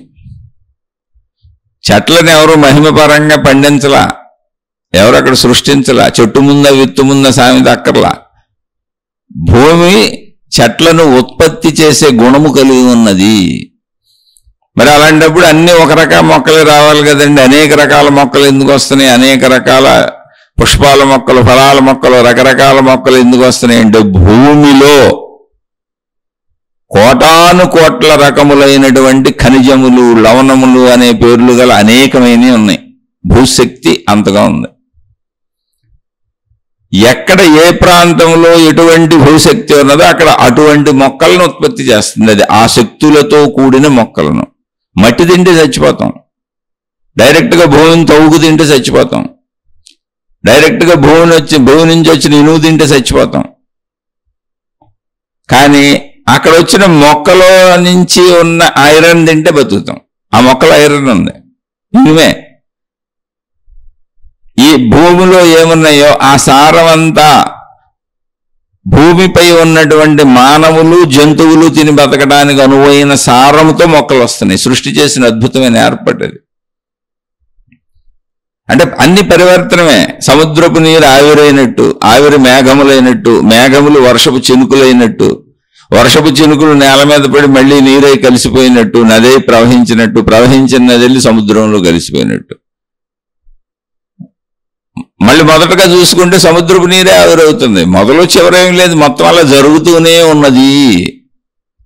దానికి మొదలు లేదు, చివరి లేదు, అది అలా జరుగుతూనే ఉంది. మనం ఎక్కడో చోట మాట్లాడుకోవటానికి మొదలు చివరని చెబుతున్నాం, సముద్రం అని స్టార్ట్ చేస్తున్నాం ఆవిరవుతుందని. కానీ అది ఎప్పటి నుంచో అలా జరుగుతూనే ఉంది, ఎప్పటికెలా జరుగుతూనే ఉంటుంది. మనం వచ్చేటప్పటికి ఇదంతా జరుగుతూనే ఉంది, ఎప్పటికల్లా జరుగుతూనే ఉంటుంది. ఇక్కడ మొదలు లేదు, చివరు లేదు. అందుకే ఆద్యంతములు లేనిది సృష్టి, అనంతము అంటే అది ఎప్పటికీ జరిగే ప్రాసెస్, అందులో అంతం అవడం ఉండదు. అలాగే మన జీవన చర్యలు గమనించిన ఇంతే. భూమి నుంచి మొక్కలు వస్తాయి, మొక్కలకు ఆహార పదార్థాలు వస్తాయి, ఆహార పదార్థాలు తిని మనుషులు బతుకుతారు, మనుషుల్లోకి శక్తి వస్తుంది, ఆ శక్తి మనుషులలో వీర్య కణములుగా మారుతుంది, మళ్ళీ మనుషుల నుంచి మనుషులు వస్తారు, మనుషుల ఉత్పత్తి జరుగుతూ ఉంటుంది. ఆ మనుషుల నుంచి మనుషులు వచ్చి ఆ వచ్చిన మనుషులతో సృష్టి ముందుకు సాగిపోతూ ఉంటుంది. మానవ జాతి వెనక మానవ జాతి అంతరించిపోతూ ఉంటుంది. అంతరించిపోతాం అంటే ముందు నీళ్లు ముందుకు వెళ్ళిపోయినాయి, వెనక నీళ్లు మళ్ళీ కొత్త నీరు వచ్చింది. ప్రవాహంలో ఎప్పుడు కొత్త నీరు వస్తుంది, పాత నీరు వెళ్ళిపోతుంది, ముందుకు వెళ్ళిపోతుంది. అయితే అది నీరుగా మనకు తెలుసు, సముద్రంలో కలుస్తుంది కాబట్టి మనం దాన్ని ఎక్కడ చనిపోయింది అనుకోవట్లేదు. ఇక్కడ మనుషులు అంతమైపోతున్నారు, భూమిలో కలిపేస్తున్నాం మనం కాబట్టి చనిపోయారు అంటున్నాం, మాతృ గర్భంలోంచి పుడుతున్నారు కాబట్టి పుట్టారు అంటున్నాం. కానీ ఇక్కడ జరుగుతుంది కూడా సేమ్ ప్రాసెస్. భూమి నుంచే మొక్కలు వచ్చినాయి, మొక్కల నుంచి ఆహార పదార్థాలు వచ్చినాయి, ఆహార పదార్థాల నుంచి మనుషులు బతికారు. మానవ జాతి ఆహార పదార్థాలు తినే శక్తిని సమకూర్చుకుంది, వేరే కణములను సమకూర్చుకుంటున్నారు స్త్రీ పురుషులు ఇద్దరు. దాని నుంచి మళ్ళీ మానవ జాతి వస్తుంది, పాత మానవ జాతి వెళ్ళి మళ్ళీ భూమిలో కలిసిపోతుంది. మరణం అంటే అది ఎక్కడి నుంచి వచ్చిందో అక్కడే కలిసిపోయింది ఆ శక్తి. ఈ మధ్యలో శరీరాన్ని ధరించింది భూశక్తి, మనిషి శరీరంలోకి ప్రవేశించినప్పుడు మానవ జాతి అయింది. అంటే భూశక్తి అంటే పంచభూతములు, భూమి, నీరు, గాలి, ఆకాశము, తేజస్సు, పంచభూతముల శక్తి మానవులలోకి వచ్చినప్పుడు ఆహార పదార్థములుగా మానవులను ఉత్పత్తి చేసుకుంటూ వెళ్ళిపోతుంది. పంచభూతముల శక్తి జంతువుల్లోకి వచ్చినప్పుడు జంతువులను ఉత్పత్తి చేసుకుంటూ వెళ్ళిపోతుంది ముందుకి. చెట్లలోకి వచ్చినప్పుడు చెట్లను ఉత్పత్తి చేసుకుంటూ వెళ్ళిపోతుంది. అలా మిగిలినవి మనకు తెలియదు, కానీ ప్రాసెస్ ఇలాగే ఉంది. అంత రౌండ్ సర్కిలే తిరుగుతుంది. ఎక్కడ చూసినా ఇది రౌండ్ సర్కిలే తిరుగుతుంది, చూసుకోండి మీరు. కాబట్టి అంతం అవటం ఉండదు, ప్రళయాలు ఉండవు, అంతం అవటాలు ఉండవు. పరిస్థితుల రీత్యా అంతం అవటం, మరణాలు అంటే ఏంటి, ఒక కనపడుతున్నది రూపాన్ని కోల్పోద్ది అంతే. ఇప్పుడు ఒక మానవుడు వృద్ధుడే రూపాన్ని కోల్పోతాడు, ఒక స్త్రీ వృద్ధురాలే రూపాన్ని కోల్పోద్ది. రూపం ధరించింది కదా, అందుకని కోల్పోయింది. రూపం ధరించటం పుట్టుకన్నాం, రూపం కోల్పోవటం మరణం అన్నాం. రూపంతో ఉండటం మనం జీవించటం అనేది ఆనందం అని తీసుకున్నాం. కాదు, రూపం ధరించింది శక్తి. శక్తి రూపం ధరించింది పురుషుడిగా, స్త్రీగా. అది జంతువుల్లో అయినంతే, వృక్షాల్లో అయినంతే. మిగిలిన జడ పదార్థముల విధానము మనకు తెలియదు అంతే, కానీ ఇది అలాగే జరుగుతుంది మొత్తం. ఎందుకని దీని ఆధారత అక్కడ నదీ ప్రవాహపు ఆధారత. సృష్టి యొక్క తీరుతెన్నుల్ని మనకు అర్థమైనంత గ్రహించే ప్రయత్నం. రూపము ధరించటం అనేది పంచభూతముల వలన జరిగింది. అసలు పంచభూతముల ఆహారమును గ్రహించాం మనం, గ్రహించటం వలన జరిగింది. అయితే మరి ఈ ఆహారం ఎలా వస్తుంది, మొక్కలు ఎలా వస్తున్నాయి అంటే అది భూ లక్షణము. భూమి మొక్కలను ఉత్పత్తి చేస్తుంది, అది దాని లక్షణం, అది భూమి యొక్క శక్తి. అలా పంచభూతములు ఆ మొక్కల్ని బ్రతికిస్తున్నాయి, అవి పంచభూతముల యొక్క శక్తి. వాటిని తీసుకుని బ్రతకటం అది మొక్క యొక్క శక్తి. ఎందుకని అన్ని శక్తులే వివిధ రూపాలుగా ఉన్నదంటే అది శక్తే మొత్తం. అందుకే ఇదంతా శక్తి నాట్యం, శక్తి తాండవం, సృష్టి ఆట, సృష్టి లీల, సృష్టి వినోదం. దీంట్లో జనన మరణాలు లేవు. అసలు జనన మరణాలుగా సృష్టి ప్రవాహం కనబడుతుంది మనకంతే. ఇది ఒక సృష్టి శక్తి ప్రవాహం. ఇది ఆకాశగంగ, ఇది శక్తి సాగరం ఇది. అందుకని దీన్ని అది అనంత ఆత్మశక్తి యొక్క తత్వమును, అంటే దాని యొక్క శబ్దస్పర్శ రూపరస గంధములు లేనటువంటి శక్తి తత్వమును, శూన్యతత్వమును, శూన్యం అంటే ఏమీ లేదని కాదు, శక్తి ఉంది అక్కడ. ఆ తత్వమును, ఆ నిర్మలత్వమును, ఆ ఖాళీతనమును, ఆ నిశ్శబ్దతను, ఆ మౌనమును ముందు అర్థం చేసుకొని గ్రహించి పట్టుకోవాలి. అప్పుడు కానీ ఈ శక్తి ప్రవాహం అర్థం అవ్వదు, నదీ ప్రవాహం లాగా. సృష్టి తత్వం అర్థం కాదు. అప్పటి వరకు ఇదంతా చిత్ర విచిత్రంగా జనన మరణాలుగా సుఖదుఖములుగా అనిపిస్తూనే ఉంటుంది. ఎందుకంటే పరిమిత భావన, అజ్ఞాన భావన. అది అర్థమైతే అక్కడ నశించింది ఏమి లేదు, అన్ని రూపాలు మారినాయి అంతే. రూపములు మారుతున్నాయి. ఆహార పదార్థాలు మనలోకి వచ్చి రూపం మారి శక్తిగా తయారైంది. ఎటువంటి శక్తి? మానవుడికి ఎటువంటి శక్తి కావాలో అటువంటి శక్తిగా, మానవ శరీరములో అణువులు కణములుగా, మానవ శరీరములో రక్తముగా, మానవ శరీరములో మాంసముగా, మానవ శరీరములు ఎముకలు మజ్జగా, మానవ శరీరములు వీర్య కణములుగా. అదే జంతువులోకి వెళ్ళినప్పుడు జంతు శరీరమునకు తగ్గట్టుగా, ఇక్కడ దేనికి తగ్గట్టుగా దానికి. అదే వృక్షములోకి వెళ్ళినప్పుడు వృక్షమునకు తగ్గట్టుగా. మొత్తం ఇదంతా శక్తి తాండవమే. ఎందుకని? వృక్షములు అయింది కూడా పంచభూతాల శక్తే. ఇప్పుడు వృక్షాలుగా ఆవిర్భవించింది పంచభూతాల శక్తే. జంతువులుగా, మనుషులుగా మొత్తం ఆవిర్భావం అంతా శక్తి చేతనే జరిగింది. ఇది మొదట ఎలా జరిగిందని అసలు అడగబాకండి. మొదట లేదు దీనికి. మొదటి మానవుడు ఎలా వచ్చాడు, మొదటి చెట్టు ఎలా వచ్చింది, మొదటి జంతువు ఎలా వచ్చింది, ఇలా అడగండి. ఎందుకంటే మొదలు లేదు అసలు. ఇది రౌండ్ సర్కిల్. దీనికి మొదలు లేదు. సముద్రపు నీరు ఆవిరైంది. దీన్ని మీరు అర్థం చేసుకోవటం ఎప్పటికైనా తలలు బద్దలు కొట్టుకొని అయినా అర్థం చేసుకోవటం తప్ప ఇంకో దారి లేదు. అర్థమైతే అందులో రహస్యమే లేదు. అది దాని లక్షణం, అది దాని గుణం. మొదటి మానవ జంట ఎక్కడొచ్చిందని ఒక జంటను సృష్టిద్దాం, కదలుదామని ప్రయత్నించబాకండి. మొట్టమొదటి మానవ జంటను కూర్చోబెట్టి ఎవరో దేవుడు బొమ్మలు మట్టితో తయారు చేసి ప్రాణం ఉద్దాడని చెప్పబాకండి. కల్పిత గాథలు సృష్టించబాకండి. అక్కడ ప్రాక్టికల్గా ఉంది అది. దాన్ని మీరు అర్థం చేసుకోగలిగితే అద్భుతమైన ప్రాక్టికల్గా ఉంది. సముద్రపు నీరు ఆవిరవుతుంది. అక్కడ మొదలు పెట్టాం మనం, అది మొదలు కాదు. మనం అర్థం చేసుకోవటానికి ఒక పాయింట్ని ఎన్నుకున్నాం. అది ఆల్రెడీ అలా జరుగుతూ ఉన్నదే, కానీ మనం అర్థం చేసుకోవటానికి మాత్రం ఒక పాయింట్ని ఎన్నుకున్నాం అంతే తప్ప అక్కడ ఏ పాయింట్ లేదు. అది ఆల్రెడీ రౌండ్ సర్కిల్గా ఎప్పటి నుంచో అలా జరుగుతూనే ఉంది. ఎప్పటి నుంచో అర్థం అంటే అర్థం కాలం తెలియదు. అదే మొదలు, అదే చివర. ఆద్యంతములు లేవు, అనంతము అంటే అంతం అవడం లేదని దాని అర్థం. అదే మొదలు, అదే చివర, అదే ఎప్పటికీ, అదే సర్వస్వము, అదే అనంతము, అదే అఖండము, అదే అనిర్వచనీయం, అదే అవాంగమానస గోచరం, అదే సత్యము, అదే శాశ్వతము. అంటే ఎప్పటికీ మొదలు చివరనే పాయింట్ తీయబాకండి అసలు. అది అజ్ఞానం చేత వస్తుంది. అందుకే ముందు ఆత్మశక్తిని అర్థం చేసుకోండి. దానికి మొదలు చివరని మొదలు పెడితే అసలు అర్థం అవుతుంది. సముద్రపు నీరు ఆవిరవుతుంది అన్నప్పుడు సముద్రం మొదలు కాదు, ఆల్రెడీ జరుగుతున్న ప్రాసెస్లో మనం అర్థం చేసుకోవటం కోసం ఒక పాయింట్ని ఎన్నుకొని అక్కడి నుంచి మొదలయ్యాం. సృష్టి మొత్తం ఎలాగే జరుగుతుందని చెప్పడానికి ఆ పోలికను తీసుకుంటున్నాం. ఆవిరైన నీరు పైకి వెళ్తుంది, ఎందుకని తేలిక అవటం చేత, అంటే అంతకు మించి ఏం లేదు. అలా ఆవిరంతా వెళ్ళి మేఘం అవుతుంది. అలా కంటిన్యూ ప్రాసెస్ జరుగుతూనే ఉంది, ఆగట్లేదు. అసలు అది ప్రాసెస్ ఎప్పుడూ జరుగుతూనే ఉంది. ఆవిరవటం అనేది ఎప్పుడు జరుగుతూనే ఉంది. మేఘంలో అవటం అనేది ఎప్పుడు జరుగుతూనే ఉంది. మేఘములు వర్షించటం అనేది ఎప్పుడు జరుగుతూనే ఉంది.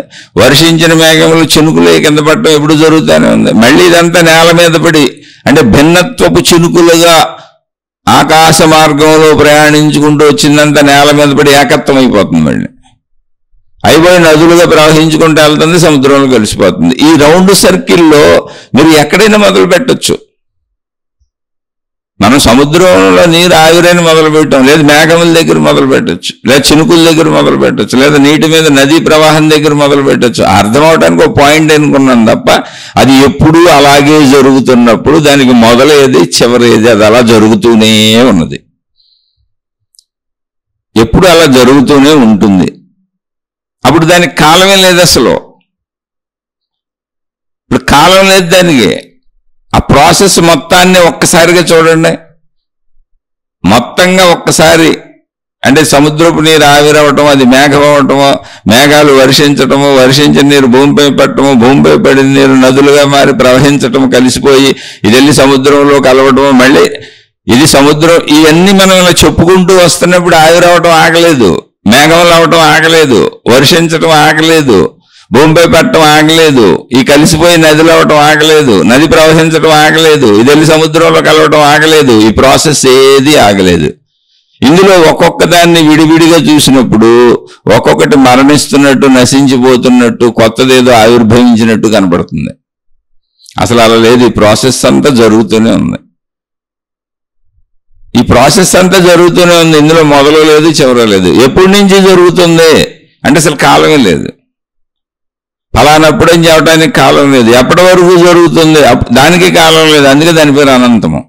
ఉన్నది అదే, ఉన్నది ఆ ప్రాసెస్ అంతే. ఎప్పటి నుంచి జరుగుతుందని వెనక్కి వెళ్ళి అడగొద్దు, ఎప్పటి వరకు జరుగుతుందని ముందుకే వెళ్ళొద్దు. ప్రజెంట్లో ఉండంతే. ఎప్పుడు ప్రజెంట్ దానికి ఉన్నది, అలా జరుగుతున్నది. అది అలా జరుగుతూనే ఉన్నది. ఎప్పుడు ఉన్నది అన్న స్థితిలో జరుగుతూనే ఉన్నది. దానికి అంతమైపోవటం ఉండదు ఇంకా. ఎందుకని అదే నీరు అక్కడక్కడే జరుగుతుంది, అక్కడక్కడే ఉంది, అక్కడక్కడే ఆవిరవుతుంది, మళ్ళీ అక్కడక్కడే కలిసిపోతుంది. అంతం అవడం ఎలా కుదురుతుంది? దానికి అంతం ఉండదు అసలు. అలాగే సృష్టి, మనం కూడా అలాగే ఉన్నాం. కాకపోతే మనం జీవరాశులుగా కనపడుతున్నాం. నా నుంచి నా పిల్లలు వచ్చారు, వాళ్ళ పిల్లల నుంచి వాళ్ళ పిల్లలు వస్తారు, వాళ్ళ పిల్లల నుంచి వాళ్ళ పిల్లలు వస్తారు. అలా ఎవరికి వారు మానవ జాతి అనంతంగా సాగిపోతానే ఉంది. చూడండి ఎలా గుద్దేది. అసలు ఆగటం అనేది ఎలా కుదురుతుంది? అదొక ప్రవాహంగా వెళ్ళిపోతానే ఉందిగా. మానవ శరీరాలతో కూడినటువంటిది కూడా ప్రవాహంగా వెళ్ళిపోతానే ఉంది. కానీ శరీరాలు వేరు అనుకుంటున్నాం. నేను వేరు, మా అబ్బాయి వేరు, మా పిల్లలు వేరు. నేను వేరు, మా ఆవిడ వేరు, మా పిల్లలు వేరు, మళ్ళీ వాళ్ళ పిల్లలు వేరు, వాళ్ళ పిల్లలు వేరు, వాళ్ళ పిల్లలు వేరు. ఈ వేరు భావంతో మనం మన ఇంట్లోనే కొట్టుకు చేస్తున్నాం. కానీ నా శరీరంలోంచి నా శక్తితో వచ్చిన నా పిల్లలు నాకు వేరెట్ అవుతారు అసలు. అందుకే పేర్లు పెట్టేటప్పుడే నా కుమారుడు అంటే నాకు మారుడు. నేనే ఇంకో రూపంలో అక్కడ తిరుగుతున్నాను. మారు రూపంలో, ఇంకో రూపంలో, మరో రూపంలో. నా కుమార్తె నాకు మరో రూపం. నేనే మరో రూపంతో అక్కడ తిరుగుతున్నాను. నేనే ఇప్పుడు నేను ఈ రూపంలో అంతమైపోతాను, వృద్ధుడిని అయిపోయి నేను నా భార్య. కానీ ఆ రూపంలో ఉంది మేమే. నా పిల్లల రూపంలో ఉంది మేమే. నా మనవాళ్ళ రూపంలో ఉంది మేమే. నా ముని మనవాళ్ళ రూపంలో ఉంటుంది మేమే. ఇలా ఎప్పటికీ ఒక ప్రవాహం నాకు సాగిపోతానే ఉంది. అనంత ప్రవాహం. నేను అంతం అవటమే లేదు. ఏంటి మానవ జాతిగా శరీరాల పరంగా చూసుకున్నా కూడా అంతం అవటం లేదు. శక్తి ప్రవాహం శరీరాలు గుండా సాగిపోతానే ఉంది. కానీ అంతమైపోయిన శరీరాలు ఏమవుతున్నాయంటే భూమిలోనే కలిసిపోతున్నాయి, ఎక్కడికి వెళ్ళటంలా. మొత్తం పంచభూతాలు, మానవుడిలో ఉన్నటువంటి పంచభూతాత్మక తత్వం అంతా కూడా శరీరంలో పంచభూతాల్లోనే కలిసిపోతుంది. భూమి నుంచి వచ్చింది భూమిలో కలిసిపోతుంది, ఎక్కడికి వెళ్ళటం అక్కడే ఉంది. అది అక్కడి నుంచే వచ్చింది. ఎక్కడి నుంచి వచ్చిందో ఆహార పదార్థాలుగా మారి భూమి నుంచి ఎక్కడి నుంచి వచ్చిందో మళ్ళీ అక్కడికి వెళ్ళి ఆ శరీరం కలిసిపోయింది. ఆహార పదార్థాల నుంచి వచ్చిన శక్తే ఈ శరీరంగా రూపుధరించింది. ఆ జంతువులకైనా అంతే, మనుషులకైనా అంతే, ఎవరికైనా అంతే. ఆఖరికి చెట్లు కూడా భూమిలో కలిసిపోతాయి. మిగిలిన జడ పదార్థముల తీరుతెన్నులు మనకు తెలీదు. ఇదంతా ఒక జీవ ప్రక్రియ. దాన్ని శక్తి అన్నారు. జీవం అన్నది శక్తి అన్నది. అదే లైఫ్. లైఫ్ అంటే జీవితము. జీవితము అన్నది పర్సనల్గా మనం తీసుకున్నప్పుడు లైఫ్ అన్నప్పుడు మనుషులు జీవించే జీవితము. నా జీవితము లైఫ్. కానీ జీవితము కాదు లైఫ్, జీవము. అది జీవము లైఫ్. జీవితము అన్నప్పుడు నా జీవితానికి ఒక పరిధి ఉంది, పుట్టుక నుంచి మరణం వరకు జీవితము కాదు, జీవ ప్రవాహం. ఇది సృష్టి అంతా జీవ ప్రవాహం. మీరు శరీర భావంతో దీన్ని చూసినంతకాలం ఇది ఆశ్చర్యంగాను, అద్భుతంగాను, అర్థం కానట్టుగాను, అయోమయంగాను, గందరగోళంగాను, అనేకంగాను, విభిన్నతగాను, అసలు ఒకదానికొకటి పొంతన లేనట్టుగాను, సంబంధం లేనట్టుగాను, బాధగాను, దుఃఖంగాను, ఎన్ని రకాలుగానే అనిపించవచ్చు. ఆశ్చర్యంగాను ఎన్నైనా అనిపించవచ్చు. భయభ్రాంతులకు కూడా గురి కావచ్చు. కానీ మీరు ఎప్పుడైతే శక్తిని గ్రహించి దీని వైపు వస్తారో, ముందు అనంత ఆత్మశక్తి ఎరుకను తెలుసుకోండి, ఆ శక్తి లక్షణాలు తెలుసుకోండి. అదే మహాత్ములు చెప్పారు. ఈవెన్ సైన్స్ చెబుతుంది కూడా అదే, ఎనర్జీ, శక్తి. ఆ శక్తి తత్వాన్ని గ్రహించుకొని ఎప్పుడు మరి మానవ జీవితాలను చూడండి, ఎప్పుడు ప్రపంచాన్ని చూడండి, ఇప్పుడు సృష్టిని చూడండి. మొత్తం శక్తి ప్రవాహంగా కనబడుద్ది, నదీ ప్రవాహము వలె. ఆ నదీ ప్రవాహం భూమి మీద నుంచి ఆకాశంలోకి ప్రవహించుకుంటూ వచ్చి మళ్ళీ భూమి మీద ప్రవహిస్తుంది. నదీ ప్రవాహం ఎక్కడి నుంచి ప్రవహిస్తుంది అంటే భూమి అంతా ప్రవహించుకుంటూ ఆకాశంలోకి వెళ్ళి ఆకాశంలో ప్రవహించి మళ్ళీ భూమి మీదకి వస్తుంది. రౌండ్ సర్కిల్ కొడుతుంది అది. నది ఆకాశంలోకి ఎలా వెళ్తుంది అంటే అదే అద్భుతం, సృష్టి అద్భుతం. వెళ్ళిపోతుందిగా ఆకాశంలోకి. నది ఆకాశంలోకి వెళ్ళటం లేదా, ఆకాశంలోకి ప్రవహించుకెళ్ళి రౌండ్ సర్కిల్ కొట్టుకొచ్చి కిందకి రావట్లేదా? చూసుకోండి ఒకసారి. అది నది పైకి వెళ్ళి రౌండ్ సర్కిల్ కొడుతున్నప్పుడు దాన్ని ఆవిరి అంటున్నావు, మేఘం అంటున్నావు. మళ్ళీ అది భూమి మీద కిందకి దిగుతున్నప్పుడు వర్షపు చినుకులు అంటున్నావు. కింద పడినప్పుడు మళ్ళీ ప్రవహిస్తున్నప్పుడు నది అంటున్నావు, నీరు అంటున్నావు. పేర్లు మార్చుకుంది తప్ప మొత్తం నదీ ప్రవాహమే. అది రౌండ్ సర్కిల్ కొడుతుంది, ఆకాశంకి వెళ్ళి కిందకి వస్తుంది. కానీ సహజంగా మనకి నీరు అన్నప్పుడు మనకేమర్థమవుద్ది? నీరు పొలానికి వెళ్తుంది, పైకి ఎలా ప్రవహిస్తుంది అని. వర్షం పైనుంచి కిందకు పడుతుంది కానీ కింద నుంచి పైకి నది ఎలా ప్రవహిస్తుంది అని నవ్వుతాడు ఎవడన్నా చెబితే. మీరు ఎవరితో చెప్పండి. నదీ ప్రవాహము రౌండ్ సర్కిల్, ఒక సున్నా వలె, ఒక పెద్ద సున్నా వలె నదీ ప్రవాహము భూమంతా ప్రవహించి అలా ఆకాశంలోకి వెళ్ళి ఆకాశంలో విస్తృతమైనటువంటి మళ్ళీ ఒక పెద్ద సున్నాన్ని కలుపుకుంటూ అలాగే కిందకి దిగి వచ్చి మళ్ళీ భూమి మీద కలుస్తుంది. అది మొత్తం ఒక పెద్ద జీరోలాగా ఉందని మీరు జ్ఞాననేత్రంతో చూసి ఎవరికైనా చెప్పండి. మనం పిచ్చోళ్ళని అవుతాడు, కానీ జరుగుతుంది అదే అక్కడ. కానీ జరుగుతున్నది అంత అదే. ఎప్పుడు అక్కడ అనంతమే ఉంది, జీరో ఉంది. నదీ ప్రవాహాన్ని కింద మాత్రమే చూసి అది ఎలా ఉందనుకున్నప్పుడు మీలో జ్ఞాననేత్రం ఇచ్చుకోలేదు. అందుకని మీరు అనంత ఆత్మశక్తి ఎరుకను పొంది జ్ఞాననేత్రాన్ని ముందు లోపల జ్ఞాననేత్రం ఇచ్చుకోవాలి, వికసించాలి. జ్ఞాననేత్రం వికసించడం అంటే మళ్ళీ ఎవరో మూడో కన్ను తెరిపిస్తాం, తరుడయ్యని మహిమలో మాయలు ఈ చెబుతారు. అది కాదు, జస్ట్ మీకు అర్థం కావాలంతే. జ్ఞాననేత్రం అంటే ఎందుకంటున్నానంటే రెండు కాళ్ళతో చూస్తాం, జ్ఞానంతో చూడాలి. జ్ఞానంలో నాకు కనపడుతుంది మీకు చెప్పేది. ఇప్పుడు అనంతమైనటువంటి నదీ ప్రవాహం కిందంతా ప్రవహించుకుంటూ ఆకాశంలోకి వెళ్తాం కనపడుతుంది. ఆకాశంలో మళ్ళీ అది రౌండ్ సర్కిల్ కొడుతూ అలా నీటి బిందువులుగా వర్షించి భూమి మీదకి వచ్చి వర్షమయ్యి అది ఏకముగా ఎప్పుడు అలా కలిసే ఉన్నట్టు కనపడతానే ఉంది. ఎక్కడా విడిపోయలేదు. ఒక సున్నా గీసినప్పుడు ఆ సున్నాలో గీతంతా కలిసే ఉన్నట్టుగా నదీ ప్రవాహం భూమి మీద నుంచి ఆకాశంలోకి వెళ్ళి తిరిగి మళ్ళీ భూమి మీదకి వచ్చి ప్రవహిస్తున్నట్టుగా రౌండ్ సర్కిల్ జైంట్ వీల్ లాగా నాకు కనపడతానే ఉంది. అది జ్ఞాన దర్శనము. ఇది శక్తి అర్థమైన వాళ్ళకి అర్థమవుద్ది. శక్తి అర్థం ఉన్న వాళ్ళకి అసలు అర్థం అవ్వదు. అది ప్రాబ్లం. ఇది గందరగోళంగా ఎందుకు ఉందంటే శరీర పరిమిత భావన. మీరు శక్తి భావన తెలుసుకొని ఇందులోకి రావాలి. శక్తి భావన తెలుసుకోవడం పెద్ద విశేషంగా చాలా తేలిక చెప్పారు మహాత్ములందరూ. మహాత్ములు చెప్పారు, ఆల్రెడీ మనలోకి వెళ్ళి పరిశీలించుకుంటే అది అర్థమవుతుంది. ముందు మనలో శక్తిని అర్థం చేసుకోండి. అసలు శక్తి ఎలా ఉన్నది? మనలోనే ఉంది ప్రాణశక్తి. అర్థం చేసుకోండి శక్తి ఎలా ఉన్నది. శరీరం ఎలా ఉన్నది ముందు తెలుసుకుంటే ఒక్కో దాన్ని వదులుకుంటూ వెళ్తే శక్తి మిగులుద్ది. శక్తి ఎలా ఉన్నది అన్నప్పుడు ఒక్కో దాన్ని వదులుకుంటూ వెళ్తే శక్తి ఏంటో మీరు తెలిసిపోద్ది. ఒక ఆయన ఒక దుప్పటి కొనుక్కొచ్చాడు. ఒక దుప్పటి, దాని పేరు దుప్పటి. ఈ దుప్పటి ఎలా తయారైనది? ఈ దుప్పట్లో ఏమున్నదంటే దుప్పటి ఏకంగానే ఉంది. ఇది ఎలా తయారైందంటే ఒకటిగా కనపడతానే ఉంది కదా. అదంతా ఒకటిగా కనపడతానే ఉందిగా. దుప్పటి కప్పుకుంటాం, దుప్పటి పక్కేసుకుంటాం, దుప్పటి పరుపుల మీద వేసుకుంటాం. అది ఏకంగా ఉండబట్టే కదా. అనేకంగా ఉంటే దాన్ని ఎలా వాడుకుంటాం? వాడుకోం. అది ఏకంగానే ఉందిగా. లేదు, ఏకముగా ఉన్నట్టు కనపడుతున్న అనేకము ఆ దుప్పటి. సృష్టి ఆ దుప్పటి లాంటిది. కాసేపు అలా అనుకోండి. సృష్టి ఆ దుప్పటి లాంటిది. అనేకంగా కనపడుతున్నాయి సృష్టిలో మనకి. ఈ దుప్పటి మనకి ఏకంగా కనపడుతుంది, అందులో అనేకం ఉన్నాయి. కొంచెం రివర్స్లో ఉంది అంతే.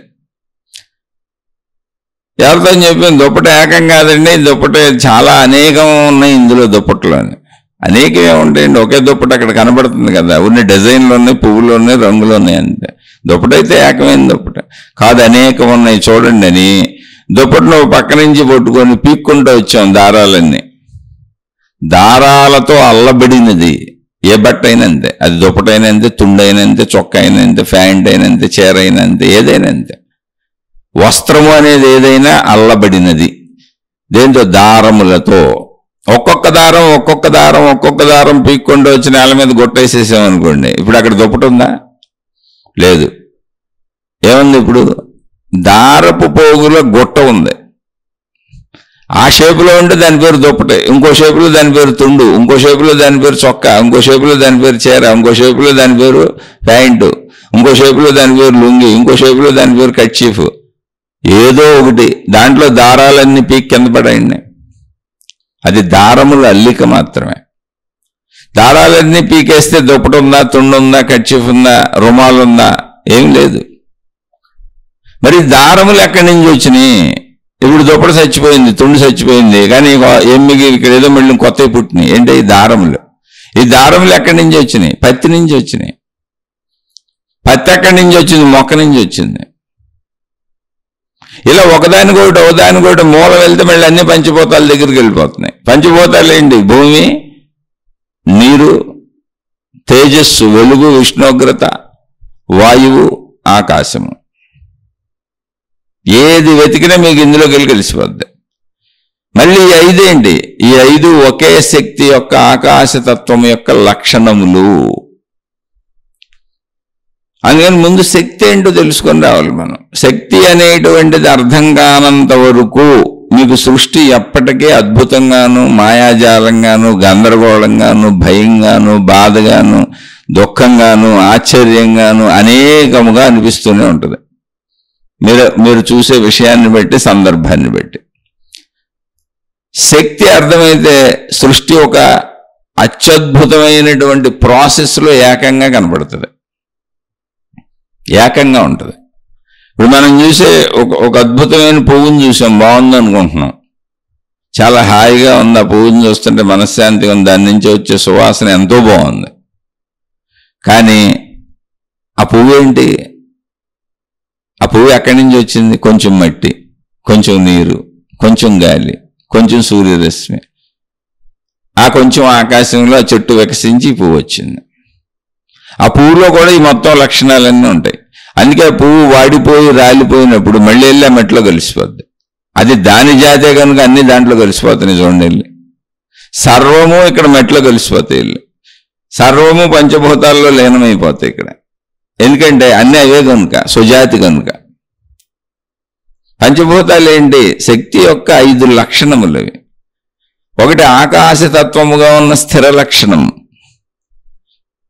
స్థిర లక్షణం అది అనంతముగా, శాశ్వతముగా, స్థిరముగా, చెక్కు చెదరకుండా ఎప్పుడు ఉండే తత్వం అంతే అది. దానిలోనే ఉన్న దాని గుణము చలనము, చైతన్యము, గాలి. దానిలోనే ఉన్న దాని మరొక గుణము తేజస్సు, వెలుగు. దానిలోనే ఉన్నటువంటి దాని యొక్క మరొక గుణము ద్రవత్వము. దానిలోనే ఉన్న దాని యొక్క మరొక గుణము ఘనత్వము, భూమి. ఘనత్వము భూమి, ద్రవత్వము నీరు, తేజస్సు వెలుగు, చలనము, చలన ప్రక్రియ వాయువు. దాని సహజ స్థితి శాశ్వతత్వము ఆకాశము. అది శక్తి లక్షణము. శక్తి లక్షణాలు అంతే. దీన్ని ముందు అర్థం చేసుకోవాలి మనం, అసలు ఈ శక్తి ఎలా ఉంటుంది అని. అది మన శరీరంలో మనం అనుభవంగా దాన్ని తెలుసుకోగలిగినప్పుడు, ఆ అనుభవాన్ని పొందగలిగినప్పుడు మనకు తెలుసు. ఇదంతా ఒక జీవ ప్రక్రియ. సృష్టి అంతా జీవనాట్యం, సజీవనాట్యం. ఇక్కడ వృక్షాలు కావచ్చు, మనుషులు కావచ్చు, జంతువులు కావచ్చు. ఇందులో దుఃఖపడేది అసలు ఏమీ లేదు. శక్తితత్వం అర్థమైతే ఒకటి పొందాను, ఒకటి పోగొట్టుకున్నాను అని దుఃఖపడేది లేదు అసలు ఇక్కడ. కానీ శక్తితత్వం అర్థం అవ్వాలి. అర్థం అవ్వకపోతే ఉండేదంతా దుఃఖమే. ఇప్పుడు ఇక్కడ అర్థం అవ్వకపోతే ఉండేదంతా దుఃఖం. ఎందుకంటే పరిమిత భావం, నేనే నాకు తెలుసు, మిగిలిందంతా నాకు గొడవ లేదు అసలు. స్వార్థము అన్నారు దాన్ని. అంటే స్వ అర్థము.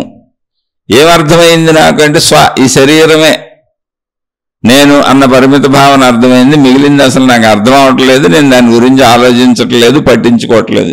స్వార్థం అంటే నేను ఇంతవరకే ఉండి ఇరుక్కుపోయాను అని. ఎరక్కపోయి వచ్చాను, ఇరుక్కుపోయాను అని. ఈ శరీరంలో ఇరుక్కుపోయాను అంతే. ఇంకా నాకు ఇంతకు మించి అర్థం అవట్లేదు. అదే స్వార్థం. అహంకారం అన్నంతే. అహం, ఇది నేనని నాకు అనిపిస్తున్నది, ఇందులో ఇరుక్కుపోయాను, ఇంతకు మించి నాకు ఆలోచన రావట్లా అందుకని దీనికి సంబంధించిన ఆలోచనలే వస్తున్నాయి కనుక నాకు ఎప్పుడు భయము దుఃఖము కలుగుతుంది. నాకు శక్తి భావన అసలు కలగట్లా. ఎందుకనంటే దానికి ప్రయత్నించాలంటే ఇందులోంచి బయటికి రావాలి. స్వార్థంలోంచి, అహంకారంలోంచి, నేను ఈ శరీరం అన్న పరిమిత భావనలోంచి బయటికి రావాలి. ఏమండి శరీరంలోంచి బయటకు రావడం ఎవరికన్నా కుదురుతుందా అండి అని అడగొచ్చు మీరు. ఎందుకు కుదరదండి? శరీరం నుంచే బయటకు వెళ్తున్నారు. మీరు ఏదన్నా ప్రయత్నించి సాధించాలి అన్నప్పుడు మీరు ఆలోచన రూపంలో అక్కడికి వెళ్ళిపోతున్నారుగా బయటికి. మీరు ఏ ప్రదేశానికి వెళ్ళాలో, శరీరాన్ని ఏ ప్రదేశానికి తీసుకెళ్లాలో ముందు మీరు అక్కడికి వెళ్ళిపోతున్నారు ఆలోచన రూపంలో, భావ రూపంలో. రోజు అసలు మన శరీరం నుంచి బయటకు వెళ్తానే ఉన్నాంగా భావ రూపంలో, ఆలోచన రూపంలో, ఊహ రూపంలో. అదే జ్ఞానము, అదే జ్ఞానం, అదే శక్తి.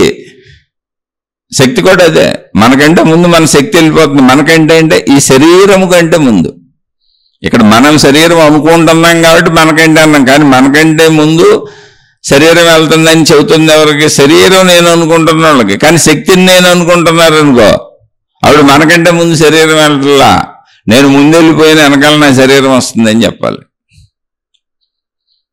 శక్తిని నేనని అర్థమైంది అనుకోండి, నా ఆలోచన ముందెళ్ళిపోయింది అనుకోండి అక్కడికి, అప్పుడు నేను శక్తి స్వరూపంగా ఆలోచన రూపంలో ముందెళ్ళిపోయా, వెనక నా శరీరం వస్తుంది. నా శరీరం వచ్చినాక పని చేయగలను నేను. మనం చూడండి, ఏదన్నా షాప్కి ఎవరినన్నా రమ్మని, ఏదన్నా కొందామని వెళ్ళి మనం ముందెళ్ళిపోయి, ఏ బజార్ నుంచి ఇంట్లో వాళ్ళని నేను ఆఫీస్ నుంచి వచ్చేస్తాను, మీరు ఇంటికి నుంచి వచ్చేయండి అన్నారు. మనం కొంచెం ముందెళ్ళిపోయాం షాప్కి. అక్కడ వస్తువులు చూస్తున్నాం మనం. ఆ షాప్ వాళ్ళు అడిగారు, ఏంటి కొంటారా, నచ్చిందా మీకు, ఇది చెప్పమంటారా దీని గురించి వివరాలు అని. లేదండి తీసుకుంటాను ఉండండి, నేను ముందు వచ్చేసాను, వెనక మా వాళ్ళు వస్తున్నారని చెబుతాం. వాళ్ళు కూడా వచ్చినాక అన్ని చూసి ఫైనలైజ్ చేస్తాం. అలాగే నాకంటే ముందు నా ఆలోచన వెళ్ళిపోయింది. ఏంటి, నేను శరీరం అని అనుకుంటున్నాను కాబట్టి అలా మాట్లాడుతున్నా. కానీ నేను శక్తిని అనుకున్నప్పుడు ఎలా మాట్లాడాలి అంటే, నేను ముందెళ్ళిపోయాను, వెనక నా శరీరం వస్తుంది. అంటే నేను వెళ్తే నేను ముందు శక్తి స్వరూపంగా ఆలోచన రూపంలో, భావ రూపంలో, జ్ఞాన రూపంలో ఆ దారులన్నీ వెతుక్కుంటా వెళ్ళి క్లియర్ చేసుకుంటా వెళ్తే ఈ దారిలో రావచ్చు, నడవచ్చు, ప్రమాదం లేదు, నువ్వు ఇటు రావచ్చు అని ముందు నేను శక్తిని పంపి, జ్ఞానాన్ని పంపి ఆ రూట్ అంతా క్లియర్ చేసుకుంటూ వెళ్తే అప్పుడు శరీరం అటు నడుచుకుంటూ వస్తుంది, అటు ప్రయాణించుకుంటూ వస్తుంది. మీరు చూడండి, జరుగుతుంది అదే.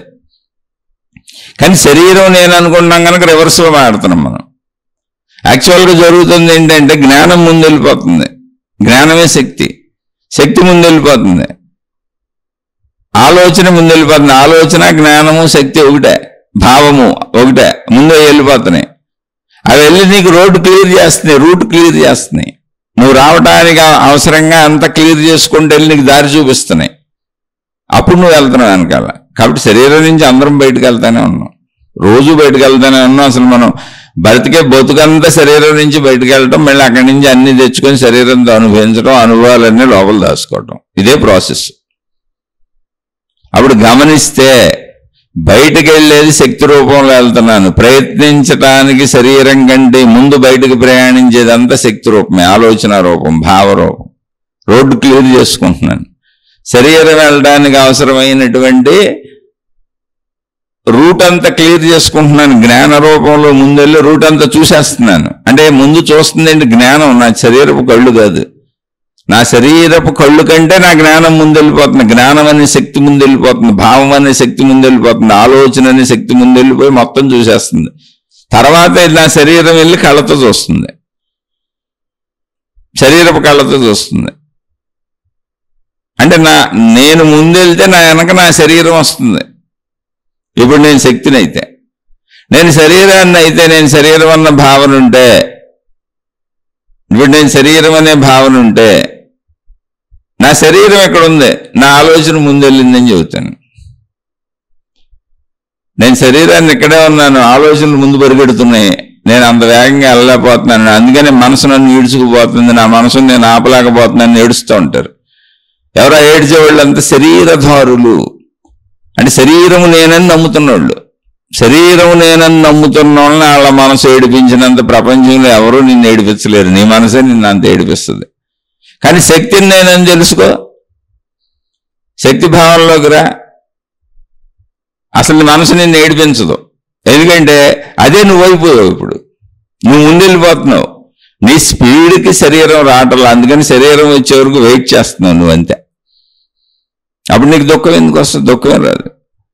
అంత స్పీడ్కి అందుకోలేనప్పుడు దుఃఖం వస్తుంది, కానీ అంత స్పీడ్గా వెళ్ళిపోయి వెనకొచ్చే వాళ్ళ కోసం వెయిట్ చేస్తుంటే దుఃఖం ఎందుకు వస్తుంది? దుఃఖం రాదు అసలు. పైగా విజయ గర్వంగా ఉంటుంది, ముందు వచ్చేసానే వెనకొచ్చేది స్లోగా వస్తుంది, రెండు నేనే, కానీ దుఃఖం రాదు. శక్తిని నేనని తెలిసినప్పుడు నా వేగము, నా అనంతత్వము, నా స్పీడు ఇవన్నీ కూడా నాకు ప్లస్ పాయింట్లు అవుతాయి. శరీరము నేనన్నప్పుడు శక్తే నాకు విరోధం అయిపోతుంది, ఎందుకంటే శక్తి స్థాయిలో శరీరం వెళ్ళలేకపోతుంది. నాకు నేనే విరోధంగా ఉన్నా, నాకు నేనే ఇప్పుడు దుఃఖాన్ని కల్పించుకుంటున్నా, నన్ను నేను కంట్రోల్ చేసుకోలేకపోతున్నా, మనసు విడుచుకుపోతుందని చెబుతున్నా. అంత వేగంగా నేను వెళ్ళలేకపోతున్నాను, అనుభవించలేకపోతున్నాను, ప్రయత్నించలేకపోతున్నానని దుఃఖపడిపోతున్నా. శక్తిని నేనైనప్పుడు ఆ దుఃఖం రివర్స్ అయిపోద్ది, అసలు దుఃఖం ఉండదు, అది ఆనందం అయిపోద్ది. నేను ఎంత వేగంగానే వెళ్ళిపోగలను, నేను జ్ఞానస్వరూపాన్ని, నాకు అసలు లిమిట్లెస్ స్పీడ్ నాది. వెనకాల ఉరికిన శరీరం నడుచుకుంటూ వస్తుంది. శరీరానికి రూట్ క్లియర్ చేసుకుంటా రూట్ మ్యాప్, గూగుల్ మ్యాప్ పెట్టుకెళ్ళినట్టు శక్తి మ్యాప్ పెట్టుకెళ్ళిపోతున్నా నేను. మరి నేను శక్తిని కాదా? ఆలోచించండి, నేను శక్తినే, ఖచ్చితంగా శక్తినే. ఎందుకని లోపల భావాలు పడుతున్నాయి, ఆలోచనలు పడుతున్నాయి, అన్ని శక్తి స్వరూపంగానే అటుకో రూపం లేదు. ఆ శక్తి కదపకపోతే ఈ శరీరం కదలదు. ఆ శక్తి అని అసలు శరీరంలో లేకపోతే మనిషి చచ్చిపోయిన అవతలు పారేస్తున్నారు, భూమిలో పాతేస్తున్నారు, లేదా కాల్చి పారేస్తున్నారు. శరీరాన్ని కాల్చేయచ్చు, భూమిలో పాతేయచ్చు, శక్తిని ఎలా పాతేస్తాం? శక్తిని పాతేయడం కుదరదు. శక్తిగా నేను ఎప్పుడూ బతికే ఉంటాను. నేను శక్తిని అని తెలుసుకుంటే నాకు చావుకోలేదు అసలు. అందుకని ముందు శక్తిని తెలుసుకొని రండి. శక్తిని తెలుసుకొని వస్తే సృష్టితత్వం అర్థమవుద్ది, శక్తితత్వం అర్థమవుద్ది, నేను శక్తిని అన్నదే అర్థమవుద్ది. దాని కొరకే ఆత్మజ్ఞానము, ఆధ్యాత్మిక చదువు వచ్చింది. లేకపోతే అప్పుడు వరకు ఇదంతా అద్భుతమైన గందరగోళంగా కనబడుద్ది. శక్తిని తెలుసుకురాకపోతే ఇదంతా అద్భుతమైన గందరగోళంగా ఉంటుంది, ఓ గందరగోళంగానే కనపడుతుంది. ఓకే, రైటే. ఇప్పుడు ఈ శక్తిని తెలుసుకురావడానికి ఎక్కడికి వెళ్ళాలి? ఎక్కడికి వెళ్తాం? మనలోకి మనం వెళ్ళటమే, మనం చూసుకోవటమే, మనం గమనించుకోవటమే, మన చుట్టూ ఉన్న సృష్టిని కూడా గమనించటమే. ఒక మొక్క ఎదిగినప్పుడు ఆ మొక్కకి పువ్వు ఎక్కడి నుంచి వచ్చింది? ఒక అందమైన పువ్వు ఎక్కడి నుంచి వచ్చింది? ఆ మొక్కకి ఆకులు ఎక్కడి నుంచి వచ్చినాయి? ఆ మొక్కకు కొమ్మలు ఎక్కడి నుంచి వచ్చినాయి? ఆ మొక్కకి కాయలు ఎక్కడి నుంచి వచ్చినాయి? ఒకసారి ఊరికి నేను చూడండి. అంటే అది మొక్క యొక్క లక్షణం కావచ్చు, కానీ ఆ మొక్క బ్రతకటానికి తన లక్షణాలతో వీటన్నింటినీ వికసింపచేసుకోవడానికి ఆధారమైనది భూమి, నీరు, సూర్యరశ్మి, వాయువు, ఆకాశము. మొక్క ఎదగాలంటే ఆకాశం ఉండాలి అక్కడ. అలా ఏ జీవరాశికైనా బేస్ పాయింట్స్ మీరు గమనించుకుంటూ వెళ్తే పంచభూతములే. ఎక్కడైనా చూసుకోండి మీరు. అన్నప్పుడు ఏమైంది? ఇప్పుడు పంచభూతాలు మనకు ఎలా కనపడుతున్నాయి? భూమి మనకి చైతన్యవంతంగా సజీవంగా అనిపిస్తుంది అసలు మనతో పోల్చుకుంటే, లేదా జంతువులతో పోల్చుకుంటే, జీవరాశులతో పోల్చుకుంటే భూమిని మనం సజీవమైంది అనుకుంటామా? జడ పదార్థం అంటాం. కొండలో, గుట్టలో, నదులు జడ పదార్థాలు అంటలా. కానీ భూమిలో ఉన్నటువంటి సజీవత్వం మొక్కలను ఉత్పత్తి చేస్తుంది, మొక్కల్ని బతికిస్తుంది. నీటిలో ఉన్నటువంటి సజీవత్వం మొక్కలను బతికిస్తుంది, మన కూడా బతికిస్తుంది, మొక్కలకు సర్వం సమకూరుస్తుంది. సూర్యరశ్మిలో ఉన్నటువంటి సజీవత్వం, అంటే సజీవత్వం అనేటువంటిదంతా శక్తి, అదే శక్తి. సజీవత్వము అంటే జీవత్వము. సూర్యరశ్మి ఉన్నది, బతికున్నది, అదే సజీవత్వము. సజీవముగా ఉన్న సూర్యరశ్మి, దాంట్లో జీవత్వము ఉన్నది. ప్రెజెంట్ టెన్స్, ఇప్పుడున్నది అంతే. అది ఎప్పటికీ ఇప్పుడే, ఎప్పటి నుంచి ఉన్నదని అడగొద్దు, ఎప్పటి వరకు ఉంటుంది అని అడగొద్దు. ఇవన్నీ పరిమిత భావనలో ఉన్న మనిషికి పుట్టుక, మరణము అనేటువంటి కేవల శరీర భావనతో ఏర్పడుతున్న కాలభావన. కానీ అవన్నీ కాలాతీతముగా ఉన్నాయి. శక్తి కాలాతీతము. కాలము మనము కల్పించుకున్నటువంటి వ్యావహారిక జీవితమునకు అవసరమైన ఒక ఏర్పాటు మాత్రమే. కాలం అనేది లేదు అసలు అక్కడ. ఇక్కడ ఇప్పుడు ఈ సూర్యరశ్మి మొక్కను బతికించింది, ఆ వాయువు మొక్కను బతికించింది. ఇవన్నీ పంచభూతములు మొక్కలను బతికిస్తున్నాయి. మొక్కలే కాదు, మనం కూడా అలాగే బతుకుతున్నాం. మనం కాదు, మనం మొక్కల నుంచి వచ్చినవి తింటున్నాం. కొంతమంది మాంసాహారం తింటున్నాం కదండి అని మళ్ళీ సందేహం రావచ్చు. మాంసాహారం తినేయన్ని మళ్ళీ శాకాహార జీవుల్ని తింటున్నాయి. మళ్ళీ వాటికి శాకాహార జీవులకి మళ్ళీ మొక్కలే ఆధారం. అంటే ఇది ఎందుకు చెబుతున్నానంటే, ఎక్కడ మూలానికి వెళ్ళినా పంచభూతాలకు వెళ్ళిపోతాం మనం. వెళ్ళండి, కొంచెం వెళితే శక్తి అర్థమవుద్ది, వెళ్ళకపోతే ఏమర్థమవుద్ది. ఎప్పుడు ముందుకెళ్ళి డబ్బు డబ్బు డబ్బు డబ్బు అనుకుంటూ పరుగులు పెడితే అలా, లేదా అహంకారము, కీర్తి ప్రతిష్టలు, సుఖభోగాలు, గౌరవాలు, అవమానాలు, మానాలు. గౌరవాలు కావాలి, లేదా అవమానాలకు లోను, బాధలు, సుఖాలు, వీటితో ముడిపెట్టుకొని మళ్ళీ సుఖ దుఃఖాలు. ఎప్పుడు పక్కోళ్ళని చూసి ఋషులు, అసూయలు, ద్వేషాలు. వీటికంటే కొంచెం మైండ్ని ఇలా వాడామనుకో సత్యం అర్థమవుద్ది. ఓ సత్యం అర్థమవుద్ది. ఆ సత్యం ఏంటి అంటే, అన్నింటిలో ఉన్న సజీవత్వం. అన్నింటిలో ఉన్నాయంటే దాక్కొని సజీవత్వం ఉందా? ఇప్పుడు భూమిలో దాక్కొని దాని లోపల మనకు కనపడని సజీవత్వము శక్తి ఉందా? నీటిలో మనకు కనపడని సజీవత్వము శక్తి ఉందా? ఎందుకు అన్నిటికీ మూలం పంచిపోతాలే అంటున్నాగా. సూర్యరశ్మిలో మనకు కనపడని దాక్కొని ఉన్న సజీవత్వం ఉందా? గాలిలో మనకు కనపడని దాక్కొని ఉన్న సజీవత్వం ఉందా? ఆకాశంలో మనకు కనపడని దాక్కొని సజీవత్వం ఉందా? కాదు. సజీవత్వము యొక్క స్వరూపమే అది. సజీవత్వము యొక్క స్వరూపము. మనకు ఒక శరీరం ఉన్నట్టుగా శక్తికి ఒక శరీరం ఉంటే, శక్తి ఒరిజినల్ శరీరం ఏంటి అంటే ఆకాశము. ఆకాశం దాని ఒరిజినల్ శరీరం. దాని ఒరిజినల్ శరీరం ఏంటంటే ఆకాశము. అది దాని శరీరం. ఓహో, దాని శరీరం అది. ఓకే, మరి దానిలో ఇప్పుడు మనిషికి ఒక శరీరం ఉంది. ఇదిగో మాంస శరీరం ఉంది, దీన్ని స్థూల శరీరం అని పిలుస్తున్నారు. అంటే కనపడుతున్నది, ముట్టుకోవడానికి పట్టుకోవడానికి ఉందని. అలాగే ఇప్పుడు ఆ శరీరం, ఆకాశ శరీరము కలిగినటువంటి శక్తి యొక్క లక్షణములేంటి, గుణములేంటి, స్వభావములేంటి, లేదా శక్తి యొక్క శక్తులేంటి. ఒక్కడితో ఆగిపోలేదుగా. ఇప్పుడు మనిషికి ఒక శరీరం ఉంది, ఈ శరీరం ఉంది, ఆగిపోయాడా? మనిషి కదులుతాడుగా, తిరుగుతాడుగా, ప్రయత్నిస్తాడుగా, తెలివితేటలు వాడతాడుగా, బోల్డ్ చేస్తాడుగా. మనిషి శరీరంలో ఇంద్రియాలు ఉన్నాయిగా.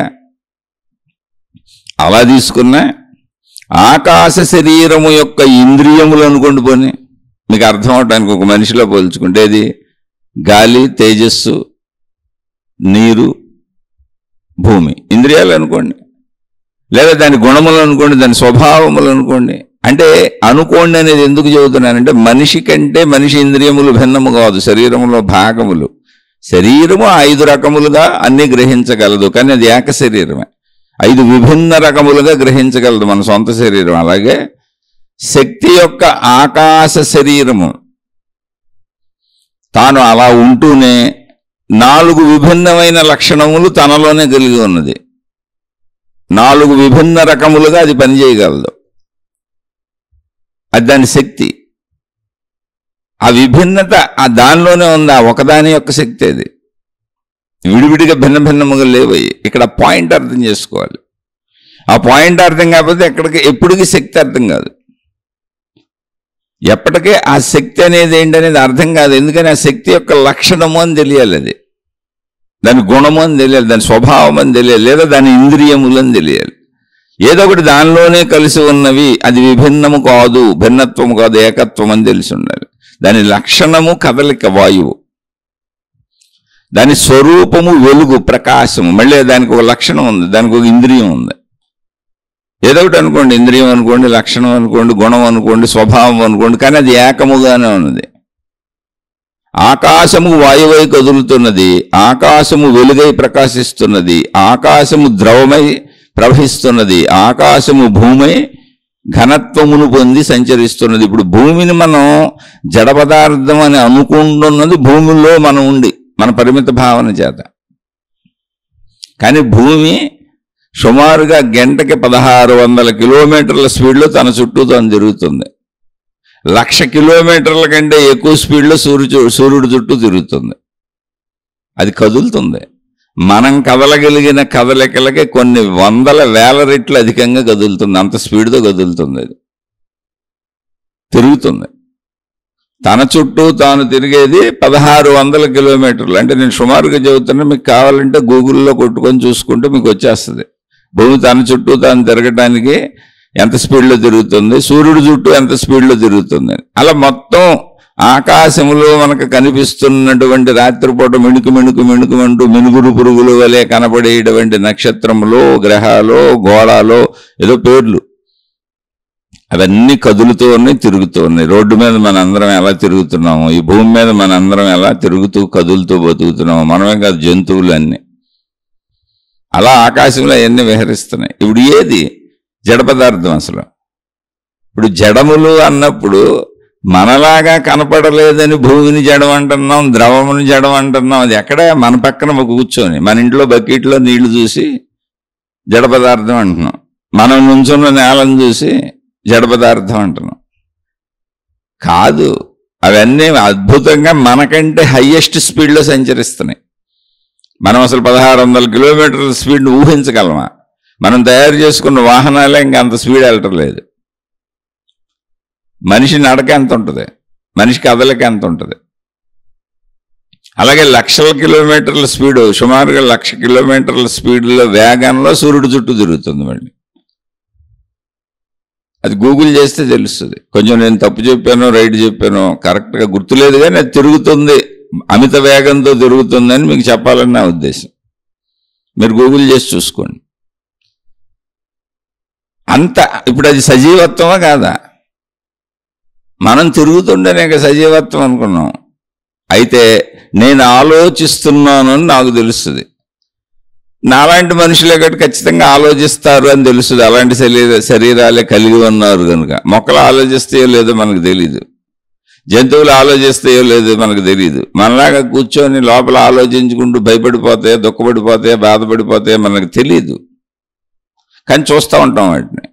చూస్తుంటే వాటి వరకు పరిమితమైన జ్ఞానం ఉన్నట్టు మనకు బాహ్య దృష్టి నుంచి కనపడుతుంది, కానీ వాటి అంతర్దృష్టి మనకెలా తెలుస్తుంది? అసలు ఎదుటి వ్యక్తి మనిషిదే అంతర్దృష్టి మనకు తెలియదుగా. మన సొంత కుటుంబ సభ్యుల అంతర్దృష్టి మనకు తెలియదుగా. అది స్వయం అనుభవం కాదుగా, ఎవరికి వారికి స్వయం అనుభవం. అందుకని మనం ఎప్పుడు కూడా ముందు సత్యాన్ని కొంచెం తెలుసుకోవడానికి కొంత సమయాన్ని కేటాయించుకోవాలి. అసలు నేనేంటి, సృష్టి ఏంటి, శరీరం ఏంటి, దీని పనితీరేంటి. అప్పుడు ఆ సత్యములోంచి జీవితం జీవించుకుంటూ వెళ్ళినప్పుడు ఆ జీవితంలో దుఃఖం ఉండదు. ఎందుకంటే అనంత భావన, విశాల భావన ఉంటుంది. నాలాంటి వాళ్ళు కోటాను మంది ఉన్నారు ఇక్కడ. నాకు భిన్నంగా జంతువులు కోటాను ఉన్నాయి ఇక్కడ, చెట్లు కోటాను ఉన్నాయి ఇక్కడ, అనంత సృష్టి ఉంది ఇక్కడ. అంత అనంత సృష్టిలో నేను ఒక ధూళికణం. ఆ ధూళికణం కూడా మళ్ళీ మొత్తం ఈ సృష్టి మీద ఆధారపడి బతుకుతుంది. ఈ ధూళికణానికి అవసరమైనవన్నీ ఇది ఎంతకాలం బతికుండాలో భూమి మీద. అంటే చావు అనేది మనం పెట్టుకున్న పేరు కాబట్టి, బతికుండడం అనేది కూడా మనం పెట్టుకున్న పేరు కాబట్టి, ఇది ఎంతకాలం ఈ భూమి మీద ఈ శరీరంతో ఉండాలో అంతకాలం అవసరమైనవన్నీ అమర్చబడి ఉన్నాయి. అలాగే శరీర మార్పులు దానంతటా జరుగుతున్నాయి, మన ప్రమేయం లేదు. ఇప్పుడు ఆ ప్రమేయం లేని తనాన్ని, ఇక్కడ అన్ని సమకూర్చబడి ఉన్న తనాన్ని కనుక గుర్తించగలిగితే ఇదంతా ఒక శక్తి ఆటని మనకే అర్థమైపోద్ది కదా. ఇదంతా ఒక సృష్టి లీల, ఇదంతా ఒక సృష్టి యొక్క చర్య. దాన్ని లీల అంటారా, చర్య అంటారా, ఆట అంటారా, మీ ఇష్టం. అంత అనంత సృష్టిలో భాగంగా జరుగుతున్నదని నేనేం చేయగలను? అసలు పరిమితంగా నేను శరీరమే అనుకుందాం కాసేపు, ఆ భావంలోనే ఉంటాం కంటే ఆ భావంలోకి వెళ్ళిపోదాం. అప్పుడు నా నిస్సహాయత అన్న నాకు తెలుస్తుంది. నేనేమీ చేయలేనప్పుడు నేనెందుకు దుఃఖపడతాను? ఇప్పుడు రైలు ఎక్కి కూర్చున్నాను, ఏదో ఊరు వెళ్ళాలి, నేను ఎక్కి కూర్చోవడం నేను చేయగలను తప్ప ఆ ఊరు నేను రైలుని నా ఇష్టం వచ్చినప్పుడు తీసుకెళ్ళిపోగలనా? దాని టైం ప్రకారం అది వెళ్ళినప్పుడు నేను దిగ్గలను. రైలు అయినంతే, విమానం అయినంతే, బస్సు అయినంతే, సైకిల్ అయినంతే. నీ ఇసుకెళ్తే దాని టైంకి అది వెళ్తుంది, తొక్కేది నేనైనా. ఏదైనా వాహనం ఎక్కినప్పుడు దాని టైం దానికి ఉంది. అది అక్కడికి చేరుకున్నాకే నేను ఆ ఊరిలో దిగ్గలను.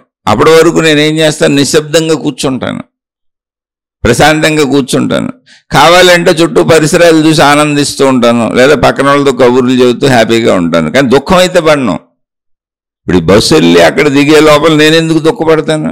విమానంలోంచి అక్కడ దిగే లోపల నేను ఎందుకు దుఃఖపడతాను, ఇంకా దిగట్లేదు ఏంటి, ఇంకా ఏంటి అని అసలు ఆదురత ఎందుకు వస్తుంది, ఆతృత ఎందుకు వస్తుంది, కంగారు ఎందుకు వస్తుంది? దాని టైం దానికి ఉంది.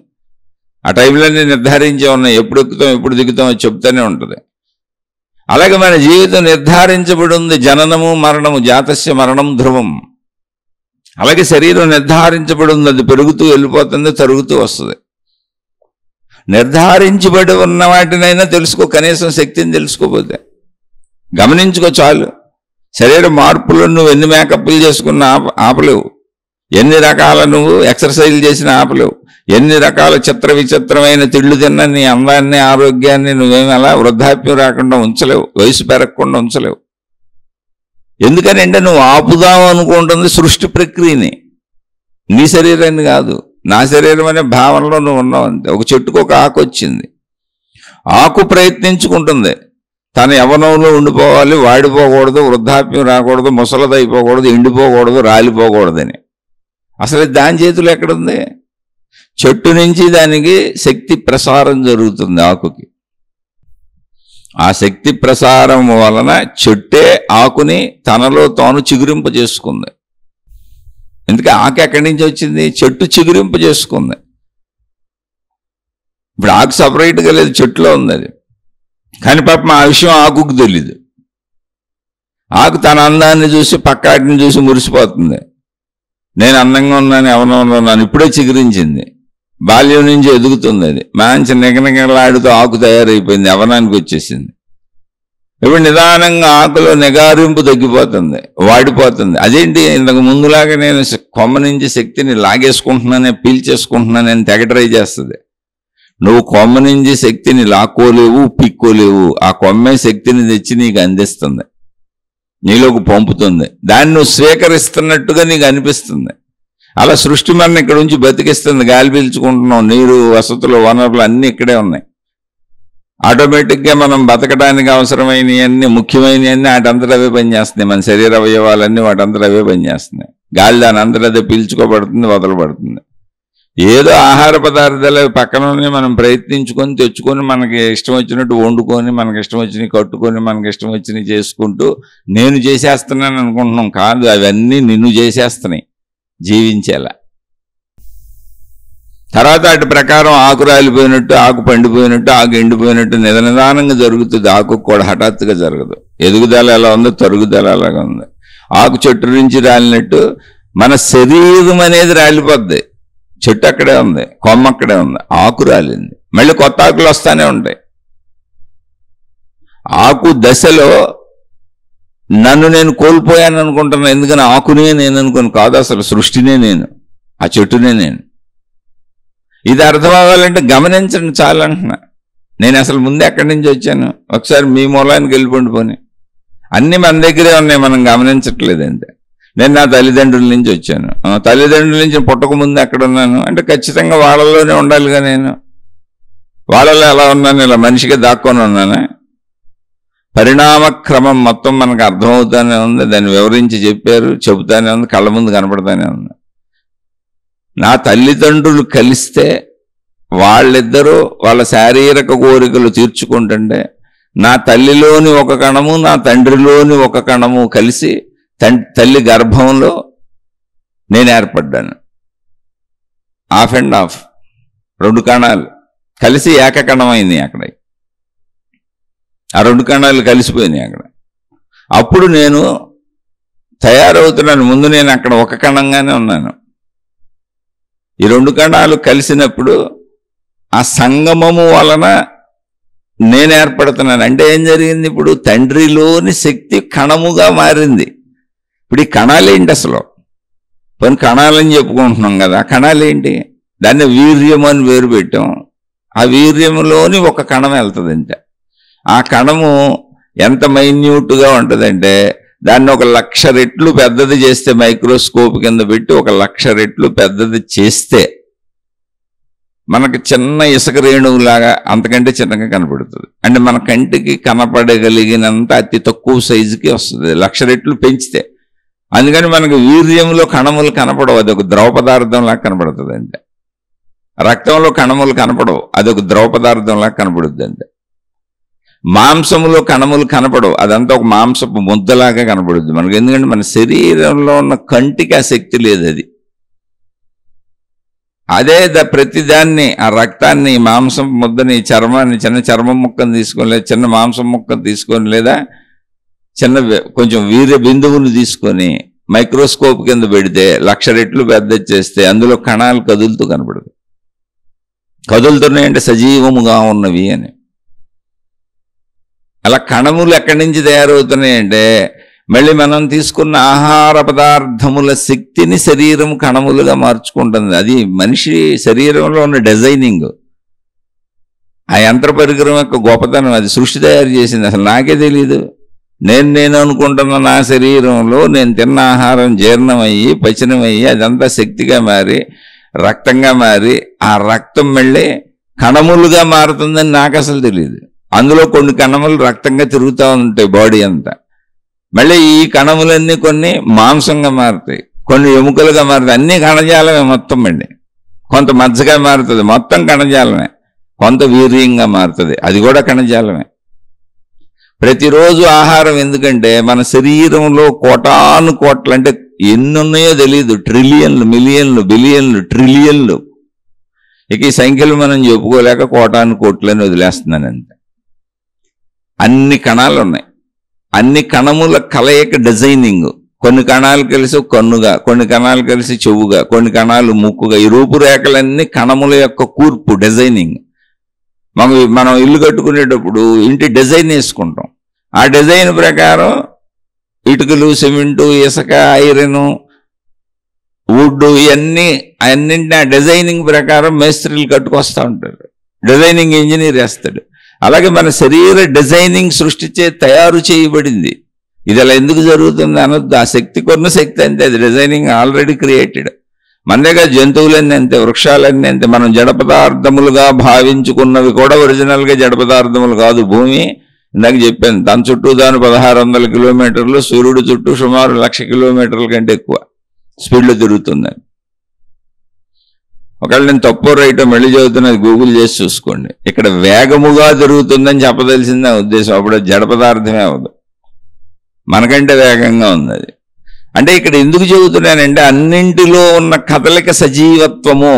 అంటే అది ఇప్పుడు ఉన్నది, బతుకున్నది. సజీవత్వం అంటే ఇప్పుడు బతుకున్నది, దానికి ఇప్పుడే ఉన్నది. ఎప్పటి నుంచే ఉన్నదనే ప్రశ్న లేదు, ఎప్పటి వరకు ఉంటుందనే ప్రశ్న లేదు. అది పుట్టుక అనే ఒక పాయింట్ను గుర్తించి, మరణం అనే ఒక పాయింట్ను గుర్తించి, మధ్యలో రూపంతో జీవించాననేటువంటి భావన సృష్టించుకున్న మనిషికి ఉన్న కాలము. అది కూడా మనిషి ఏర్పాటు చేసుకున్నటువంటి వ్యావహారిక సత్యం. నేను పుట్టుకకు ముందు కూడా ఉన్నాను, మాతృగర్భంలో ఉన్నాను. నేను పుట్టిన సమయం నుంచి లెక్కేస్తూ ఉంటారు నక్షత్రాలు, గ్రహాలు, జ్యోతులు, రాసులు. మాతృగర్భంలోకి ఎప్పుడు వెళ్ళానో, మాతృగర్భంలో నా తండ్రి యొక్క కణము, నా తల్లి యొక్క కణము ఎప్పుడు కలిసినాయో వాళ్ళకే తెలీదు. మరి అప్పుడు లెక్క ఎక్కర్లేదు, అప్పుడు పనిచేయదా? గ్రహాలు పనిచేయవా? నా తల్లిదండ్రుల మీద పనిచేసే గ్రహాలు ఆ మాతృగర్భంలో కలిసిన నా మీద పనిచేయవా? నేను పుట్టిన కాడి నుంచి పనిచేస్తే అంటే తెలిసిన కాడి నుంచి లెక్కేసుకుంటున్నాం. అదే మన తెలివి. పుట్టుకు తెలుస్తుంది, ఆ కలయిక తెలియట్లేదు, అందుకని తెలిసిన కాడి నుంచి లెక్కేసుకుంటాం. ఏదో ఒకటి మనం ఏర్పాటు చేసుకున్న వ్యవస్థే కదా అది. ఇప్పుడు వాళ్ళందరూ నన్ను తిడతారు అంతే, అంతకంటే ఏం లేదు. ఇప్పుడు ఆ కలయిక కాదా నా పుట్టుక? నా మొదటి పుట్టుక నా మాతృగర్భంలో మన తల్లిదండ్రులు శారీరక కోరికలు తీర్చుకుంటున్నప్పుడు నా తండ్రి నుంచి తల్లి గర్భంలోకి ప్రవేశించిన వీర్యకణము, నా తల్లిలోనే ఉత్పత్తి అయిన వీర్యకణము, ఈ రెండు కణముల కలయిక కదా నా జన్మ స్టార్టింగ్. మరి అప్పుడు చూడొద్దా? జాతకం, జ్యోతిష్యం అప్పుడుతో పని లేదా? నేను దేన్ని విమర్శించట్లా, ఆలోచన అంతే. ఎందుకు అప్పుడు చూడొద్దా అంటే అప్పుడు నాకు తెలియదు కాబట్టి చూడటానికి కుదరదు. ఎందుకని? ప్రతిసారి వీళ్ళు అనేక వందల వేల సార్లు స్త్రీ పురుషులు కలవచ్చు, కానీ ప్రతిసారి 2 వీర్య కణములు కలవు. అందుకే పిల్లలు ఎప్పుడెప్పుడు కోపడుతూ ఉంటారు. కొంతమందికి పెళ్ళైన వెంటనే 15 రోజులకి, నెల రోజులుగా పుడతారు. అప్పుడు కూడా 15 రోజులు, నెల రోజులు పట్టుద్ది. మొదటి కలయికకే కలిసిన ప్రతిసారి ఎవరికి వీర్య కణములు కలవు. కొంతమందికి సంవత్సరాలైనా కలుస్తూనే ఉంటారు కానీ పిల్లలు పుట్టరు. ఎందుకని? కలవట్లేదు. తండ్రి వీర్యకణము, తల్లి వీర్యకణము కలవట్లేదు. అలా వేల లక్షల సార్లు వాళ్ళ ఇష్టం అలా కలుస్తూ కలుస్తూ కలుస్తూ ఉంటే ఎప్పుడూ జరుగుతుంది అంతే. కొంతమందికి అసలు ఎప్పటికీ జరగట్లేదు, జీవితం మొత్తం జరగట్లేదు, కానీ వాళ్ళు కలుస్తూనే ఉన్నారు. పిల్లలు పుట్టిన వాళ్ళందరూ శారీరకంగా కలవని వాళ్ళేం కాదు, శారీరకంగా కలుస్తున్నా పిల్లలు పుట్టట్లేదు. కాబట్టి ఇప్పుడు నేను తయారయ్యాను అనేది ఒకవేళ నా జాతకం, నా జ్యోతిష్యం, గ్రహరాశుల ప్రభావం నా మీద ఉండటం ఇవన్నీ అయితే ఎప్పుడు ఉండాలి? ఆల్రెడీ బతుకున్న తండ్రి మీద గ్రహరాశుల ప్రభావం ఉంది, నా తల్లి మీద గ్రహరాశుల ప్రభావం ఉంది, వీళ్ళిద్దరూ కలిశారు. కలవడానికి గర్భాధాన ముహూర్తాలు కూడా పెడుతున్నాం మనం.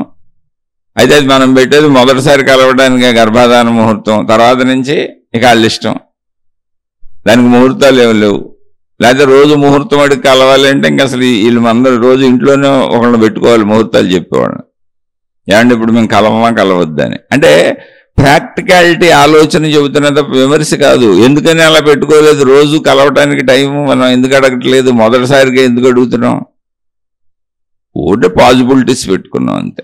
రోజు అడగాలంటే అయ్యే పని కాదు. ఒకవేళ రోజు అడుగుతాం అయ్యే పనే అయినా ఫీజులు చెల్లించుకొని రోజు మనం తినడానికి సరిపోయి సాగుతాయి, ఇక డబ్బులు ఎక్కడ కడతాం? అందుకని ఏదో మొదటిసారి ఒక ముచ్చట చేసుకున్నాం, పెళ్ళని ఒక తంతు పెట్టి ఆ తంతుకు మళ్ళీ గర్భాధాన ముహూర్తం అని ఒకటి పెట్టుకున్నాం. మొదటి కలయికకి ముహూర్తాలు పెట్టుకున్నాం. అది మన సంబరం తప్ప ఏమీ లేదు అందులో. అలా నేను విమర్శించట్లేదని మళ్ళీ చెబుతున్నా, కేవలం ఆలోచించడానికి ఒక విధానాన్ని అందిస్తున్నా. నచ్చితే తీసుకోండి, నచ్చకపోతే మీ ఆలోచన విధానాల్లో మీకు అర్థమైనట్లు సాగిపోండి. నాకు అర్థం అవ్వలేదు మందమతినని వదిలేయండి అంతే. ఏముంటుంది ఇందులో? ఎవరికి ఇష్టం వచ్చినట్టు వాళ్ళు ఎన్ని వాదనలైనా చేయొచ్చు, నా వాదన కూడా తప్పు అయి ఉండొచ్చు. కానీ నాకు అర్థమైంది మీతో పంచుకుంటున్నాను అంతే. ఆ పంచుకుంటుంది కూడా నా మాటలు వింటున్న వాళ్ళతో. అలా నన్ను నమ్మేయండి అని నేను ఎవరికి చెప్పట్లేదు. అసలు నన్ను కూడా పరిశీలించండి, నమ్మకండి అని చెబుతున్నాను నేను. రోజు మీరు నన్ను కూడా నమ్మొద్దు, రోజు పరిశీలించమని చెబుతున్నాను నేను. నా మాటలు అసలు ఏది నమ్మొద్దు, మీరు పరిశీలించండి. నాయే కాదు ఎవరయ్యే నమ్మొద్దు. ఎందుకంటే మీ గురువు మీదే, మీ సత్యం మీదే. ఎవరు ఎన్ని చెప్పినా అది అవునా కాదా పరిశీలించుకొని అది సత్యమా కాదా, ఇది సత్యమా అని మీరు నిర్ణయించుకున్నప్పుడు దాన్ని స్వీకరించాలి. ఎందుకంటే అది మీకు సత్యమో కాదో తెలియదు, మీకు అర్థమవుతుందో లేదో తెలియదు, అది మీకు పనికొచ్చేదో కాదో నాకు తెలియదు, మీకు తెలుస్తుంది. మీ సత్యాన్ని మీరు స్వీకరించాలి, మీ సత్యాన్ని మీరు ఆవిష్కరింపజేసుకోవాలి. అందుకని మీకు మీరే గురువు. మీరు ఎవరైనా పడక్కర్లేదు అసలు. మీరు ఆలోచిస్తే మీకే అర్థమవుతాయి. పోనీ ఆలోచనకి ఎవరినైనా మీరు కాసేపు వినొచ్చు, కానీ దాన్ని మీరు మొత్తంగా అన్వేషించుకోవాల్సింది, సాధించుకోవాల్సింది అయితే మీరే. అందుకని ఎవరికి వాళ్ళు సత్యాన్ని ఆవిష్కరింపజేసుకోవాలి. అలా కొద్దిగా వైడ్గా ఆలోచించండి. ఒకవేళ జాతకాలే చూడాలి అంటే మాతృగర్భంలోంచి బయటకు వచ్చినప్పుడనికే ముహూర్తము ఇప్పుడు పుట్టారు అనేది అయితే అది మనం అవకాశం ఉంది కనుక, కనబడుతుంది కనుక పెట్టుకున్న టైం అది. కానీ ఒకవేళ గ్రహస్థితులే నిజమైతే మాతృమూర్తి మీద ఆల్రెడీ ఆమె ఉన్నప్పుడు గ్రహస్థితులు ఆమె మీద ఉన్నాయి, తండ్రి మీద గ్రహస్థితులు పనిచేస్తున్నాయి, వీళ్ళిద్దరూ కలిసినప్పుడు గ్రహస్థితులు పనిచేస్తూనే ఉన్నాయి. వీళ్ళిద్దరిలో కలిసి తండ్రిలో వీర్యకణము, తల్లిలో వీర్యకణము మాతృగర్భంలో కలుస్తున్నప్పుడు గ్రహస్థితులు కలిసే ఉన్నాయి. ఆ మొదటి కలయిక చేత నేను తయారవుతున్నాను. నా మొట్టమొదటిది అక్కడ తయారవుతుంది. మరి నేను అది మనకు తెలియదు కనుక పెట్టుకోవాలి అంతే. ఎందుకని ఎప్పుడు కలిసింది అసలు వాళ్ళకే తెలియదు. వాళ్ళ శరీరంలో వాళ్ళే చెప్పలేరు, మేము ఏదో సుఖపడ్డాం అనుకుంటారు. అంత నేర్పరితనంగా సృష్టి ఉంది ఇక్కడ. నాలో ఉన్న జీవకణములే నాకు కణములుగా కనపడవు. వీర్యం ఒక ద్రవ పదార్థం లాగా కనపడుద్ది, రక్తం ఒక ద్రవ పదార్థం లాగా కనపడుద్ది, మాంసం ముద్దలాగా కనపడుద్ది. నా శరీరం మొత్తం నాకు ఏకముగా ఒక్కటిగా అనిపిస్తుంది. అసలు అనేక కణములు అన్నట్టుగా నాకు అనిపించదు. ఇంకేం చేయను నేను. అదే సృష్టి అద్భుతం, అంతే. నేనే అద్భుతం. అయితే దాన్ని నేను జ్ఞానంతో అర్థం చేసుకోగలను.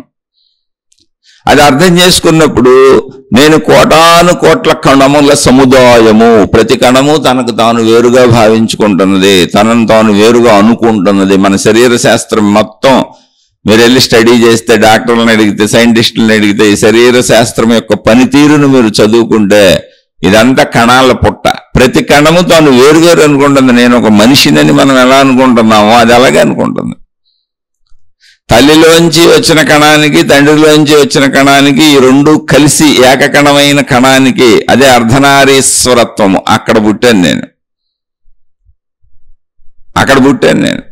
అమ్మా నాన్నల కలయిక, 2 కణాలు చిన్నవే, ఆ 2 కలిసి ఏకమైనవి. అప్పుడు నా ఉద్భవం జరుగుతుంది. అది సృష్టి. అర్ధనారీశ్వర తత్వం అదే. అది ఏకమై సృష్టి సాగుతుంది. అక్కడ ఉద్భవిస్తున్నాను. ఇప్పుడు ఆ కణానికి ఎంత తెలివి ఉండాలో ఒకసారి ఆలోచించండి. ఏదో స్త్రీ పురుషులు కలిశారు, మనం కూడా కోరికలు తీర్చుకుంటాం. పెద్దోళ్ళు అయితే కోరికలు తీర్చుకుంటుంటే వీర్యోత్పత్తి జరుగుతుందని అందరికీ తెలుసు, అది అనుభవం కాబట్టి. అంతవరకే తెలుసు మనకి ఏదో ద్రవ పదార్థం అని. మనలోంచి ఏదో ద్రవ పదార్థం స్రవించింది అనుకుంటాం, అయిపోయింది అక్కడికి స్టోరీ. కానీ మనలోంచి మాతృగర్భములోకి ప్రవేశించిన ఒక సజీవ కణము ఎంత తెలివితేటలుంటే అది వెళ్ళి ఒక కణము, ఒక చేప ఈదినట్టు ఈదుకుంటూ మాతృగర్భంలోకి వెళ్ళి అక్కడ ఉన్న కణాన్ని కలిసింది. అలాగే మాతృగర్భంలో ఉత్పత్తి అయిన కణానికి ఎంత తెలివి ఉంటే 2 కణాలు కలిసి ఏకకణం అయిపోతున్నాయి. మళ్ళీ అది సజీవ కణాలు. మీరు చిన్న చిన్న చేప పిల్లలను నీటిలో చూస్తే బాగా చిన్నవి ఉంటాయి, అసలు చేప ఆకృతి రాకముందు. అవి నీళ్ళల్లో కదులుతూ కనపడతాయి. అలా సంచరించుకుంటూ వెళ్ళినాయి. మనకు అసలు స్పర్శ కూడా తెలియదు. ఎందుకంటే 1,00,000 రెట్లు దాన్ని పెంచితే కానీ ఇసుక రేణు అంతా కూడా మనకు అనిపించదు. అందుకని మనకు స్పర్శ తెలియదు. ఎవరికి స్పర్శ తెలియదు, తల్లికి తెలియదు. అసలు ఎప్పుడు కలిసినయో కూడా తెలియదు. తర్వాత శరీరంలో వచ్చే మార్పుల వలన కలిసినవి అనుకొని బిడ్డ ఉత్పత్తి జరుగుతుంది నా గర్భంలో అని తల్లి అనుకుంటుంది. దానికి శరీరం చేసినటువంటి మార్పులు ఏర్పాట్ల వలన తెలిసింది తప్పలే తెలియదు అసలు. అది కూడా చాలా రోజుల తర్వాత తెలుస్తుంది. కానీ ఇక్కడ మీరు కణాన్ని గుర్తించండి. ఆ కణం ఎంత తెలివిగల కణం, ఆ కణములో ఎంత తెలివి ఉంది. అలాగే మన శరీరంలో ప్రతి కణములో అణువణువున కణాలే, అరికాల నుంచి తల వరకు కోటాను కోట్ల కణముల సముదాయము ఆ షేప్లో అమర్చబడి తీర్చుకుంటుంది. అదే శరీరం అమర్చేసుకుంటుంది, డిజైనింగ్ అది. అలా మొత్తం శరీర అవయవాలు శరీరం తయారైంది. కానీ అన్ని విడివిడి కణములు, వేరువేరు కణములు. అన్నింటికి నేను అనే ఎంటిటీ ఉంది. అన్ని నేను అనుకుంటున్నాయి, అక్కడ కదులుతూనే ఉన్నాయి. అన్ని జీవిస్తూనే ఉన్నాయి, చనిపోతూనే ఉన్నాయి. లోపల చనిపోయిన వాటి ప్లేస్లో మనం తీసుకున్న ఆహారం నుంచి కొత్త కణములు వచ్చి మళ్ళీ అక్కడికి వెళ్తున్నాయి. ఎక్కడ కణములు చనిపోయినాయో మళ్ళీ అక్కడికి వెళ్ళి కొత్త కణాలు వెళ్ళి ఆ శరీర భాగంలో జాయిన్ అయ్యి శరీర భాగాన్ని, మొత్తం శరీరాన్ని ముందుకు నడుపుతున్నాయి. ఇక్కడ కణము ఎంత తెలివిగలదే. మాతృగర్భంలోకి వెళ్ళినటువంటి ఒక కణము మాతృశక్తి చేత తనను ఇంకొక కణముగా ఉత్పత్తి చేసుకుంది, శక్తిని తీసుకొని. మాతృగర్భంలో ఉన్నటువంటి శక్తిని గ్రహిస్తుంది, తల్లి శక్తిని గ్రహించి తనను ఇంకో కణముగా తయారు చేసుకుంది, ఉత్పత్తి చేసుకుంది. అంటే తనను పెంచుకుంటుంది. ఆ శక్తితో తనను పెంచుకుంటుంది. ఆ పెంచుకునే విధానం ఏంటి? అన్ని కణములే. 1 2 కణాలు, 2 4 కణాలు, 4 8 కణాలు, 8 16 కణాలు, 16 32 కణాలు, 32 64 కణాలు, 64 128 కణాలు. ఇక లెక్కలు వేసుకుంటూ వెళ్ళిపోండి. అలా లక్షల కోట్ల కోట్ల కోట్ల కోట్ల కోట్ల కోట్ల కణములైనాక శరీరం తయారైపోయింది. ఈ కణాలన్నీ ఆ డిజైనింగ్ లో అమరిని, చేతులుగా, కాళ్ళుగా, ముక్కుగా, చెవులుగా డిజైనింగ్ ఆల్రెడీ ఉంది అక్కడ. సృష్టి చేసిన ఏర్పాటు. మానవ శరీర నిర్మాణ డిజైనింగ్ లో కణములు ఇలా కూర్పు ఉండాలి. ఈ జంతువు శరీర నిర్మాణంలో కణములు ఇలా కూర్పు ఉండాలి. ఈ చెట్టు శరీర నిర్మాణంలో ఈ కణములు ఇలా కూర్పు ఉండాలి. అది సృష్టి డిజైనింగ్. కనీసం ఇది అర్థం చేసుకుంటే, తెలుసుకుంటే అంతా నా చేతిలోనే లేదు, అసలు నేను ఏక శరీరము కాదు, అనేక కణముల సముదాయము అనే సత్యమన్న అర్థమవుద్ది.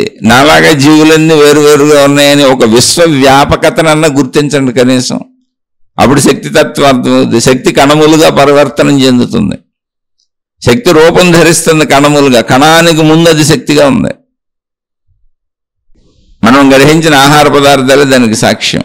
ఆహార పదార్థాలు పచనమయ్యి అది రసాలు పీల్చుకొని రక్తంగా మారింది. రక్త కణాలు, తెల్ల రక్త కణాలు, ఎర్ర రక్త కణాలు. రక్తం ద్రవం కాదు అసలు, మొత్తం కణాలే ఉన్నాయి అక్కడ. కానీ మనకి ద్రవములా కనపడుతుంది. అలా ఆ తత్వాన్ని తెలుసుకోండి. ఇంకా మీకు కావాలంటే కొంచెం సైన్స్లోకి వెళ్ళండి. సైన్స్లోకి వెళ్ళి కొంచెం గూగుల్ చేసుకొని అవన్నీ ఎత్తుక్కోండి, చదువుకోండి. కణాలు ఎలా తయారవుతున్నాయి ఏంటని. లేదా ఎవరినైనా తెలిసిన వాళ్ళని అడగండి, డాక్టర్లను, సైంటిస్టులను. బోల్డ్ పుస్తకాలు ఉంటాయి, చదువుకోండి. లేదా అర్థమైనంత వరకు చాలు అనుకుంటే దాన్ని అర్థం చేసుకోండి. అది ఒక శక్తి అనేక రకాలుగా పరివర్తనం చెందుతుంది. మనలో ఉన్న ప్రతి కణము, ప్రతి అణువు విపరీతమైన తెలివి కలదు. మన తెలివి అంతా తలకాయలో ఉంది, మేధస్సులో ఉంది అనుకోబాకండి. అణువున తెలివి ఉంది. బొటన వేలు మీద మీరు కింద కాలు మీద బొటన వేలు మీద ఏ వేలు మీద మనం అలా ఏదో కూర్చొని పని చేసుకుంటుంటే ఒక దోమ వాలింది అనుకోండి, వేలు ఆటోమేటిక్గా కదిపిదని తరిమేస్తుంది. తెలిసిపోద్ది మనకి. ఒకవేళ బాగా పరధ్యాసలో పని చేసుకుంటే అది కుట్టినాకేం తెలుస్తుంది, వెంటనే దాన్ని కదిపేస్తుంది వేలు. అంటే ఏంటి, ఎక్కడ కణజాలం అక్కడే తెలివి ప్రజ్ఞ అన్నీ కలిగి ఉన్నాయి. కణజాలానికి తెలివి ఉంది. అందుకే మనం ఆటోమేటిక్గా రియాక్ట్ అయిపోతూ ఉంటాయి. చూడండి, ఎక్కడికక్కడ శరీరం అంతా ఆటోమేటిక్గా రియాక్ట్ అయిపోతూ ఉంటుంది. ఏదైనా కొత్త పనులు చేసేటప్పుడు మనం బాగా ఆలోచిస్తూ ఉంటాం, కానీ శరీరం చూడండి ఎక్కడికక్కడ రియాక్ట్ అయిపోద్ది. ఇప్పుడు మనం అరికాలు అలా నడుస్తూ అరికాలు దేని మీద నేసామనుకోండి, మనకి అది రొటీన్ స్పర్శ కానప్పుడు ఇంకొక స్పర్శ ఏదో అయినప్పుడు వెంటనే తెలిసిపోద్ది. వెంటనే అక్కడ స్పందించేసింది. అది ప్రతి కణము అణువున గ్రహిస్తూనే ఉంది. అది ముల్లే అని పెద్ద ముల్లే అయి గుచ్చుకోక్కర్లా. అసలు రొటీన్ నేల స్పర్శ దానికి తెలుసు, మనం రోజు ఇంట్లో నడిచేది. అలా కాకుండా చిన్నదేదో అలా కాలికి తగిలింది, కొంచెం మెత్తగానో కొంచెం చల్లగానో కొంచెం వేడిగానో సంథింగ్ ఏదైనా కానీ మామూలుది, వెంటనే ఆ స్పర్శని చెప్పేస్తుంది. ఏదో భిన్నమైన స్పర్శ తగిలింది నాకని. అంత చురుకుగా మొత్తం మన శరీరంలో అణువణువు తెలివితో ప్రజ్ఞతో అన్ని రకాల సామర్థ్యాలు కలిగి ఉంది. ఇదంతా శక్తి యొక్క విస్తృత నాట్యము. సృష్టి అంతా కూడా శక్తి విలాసము. విలాసం అంటే ఏంటి, మనం హాయిగా ఆనందంగా ఖుషీగా జీవించినట్టుగా, ఎటువంటి దుఃఖము లేకుండా మంచి విలాసాలతో జీవిస్తున్నాడు రా అంటాం చూడండి. అంటే సర్వభోగములు అనుభవిస్తూ హాయిగా సంతోషంగా ఉన్నాడు, అసలు లోటే లేదు. ఎవరైనా స్త్రీ కానీ పురుషుడు కానీ విలాసము. అలా ఇది ఒక శక్తి యొక్క విలాసము, తనలోనే తాను. అది అలా హాయిగా ఉంది. అయితే అది మనకు అంత అనంత దృష్టి లేదు కనుక, అంత అనంత శక్తి ఎరుక లేదు కనుక మనం మళ్ళీ అన్నింటినీ మానవ స్వభావంతో దేహభావంతో చూస్తూ ఉంటాం. ఓకే, కానీ ఇదంతా లైఫ్ అంటే జీవితము కాదు, జీవము.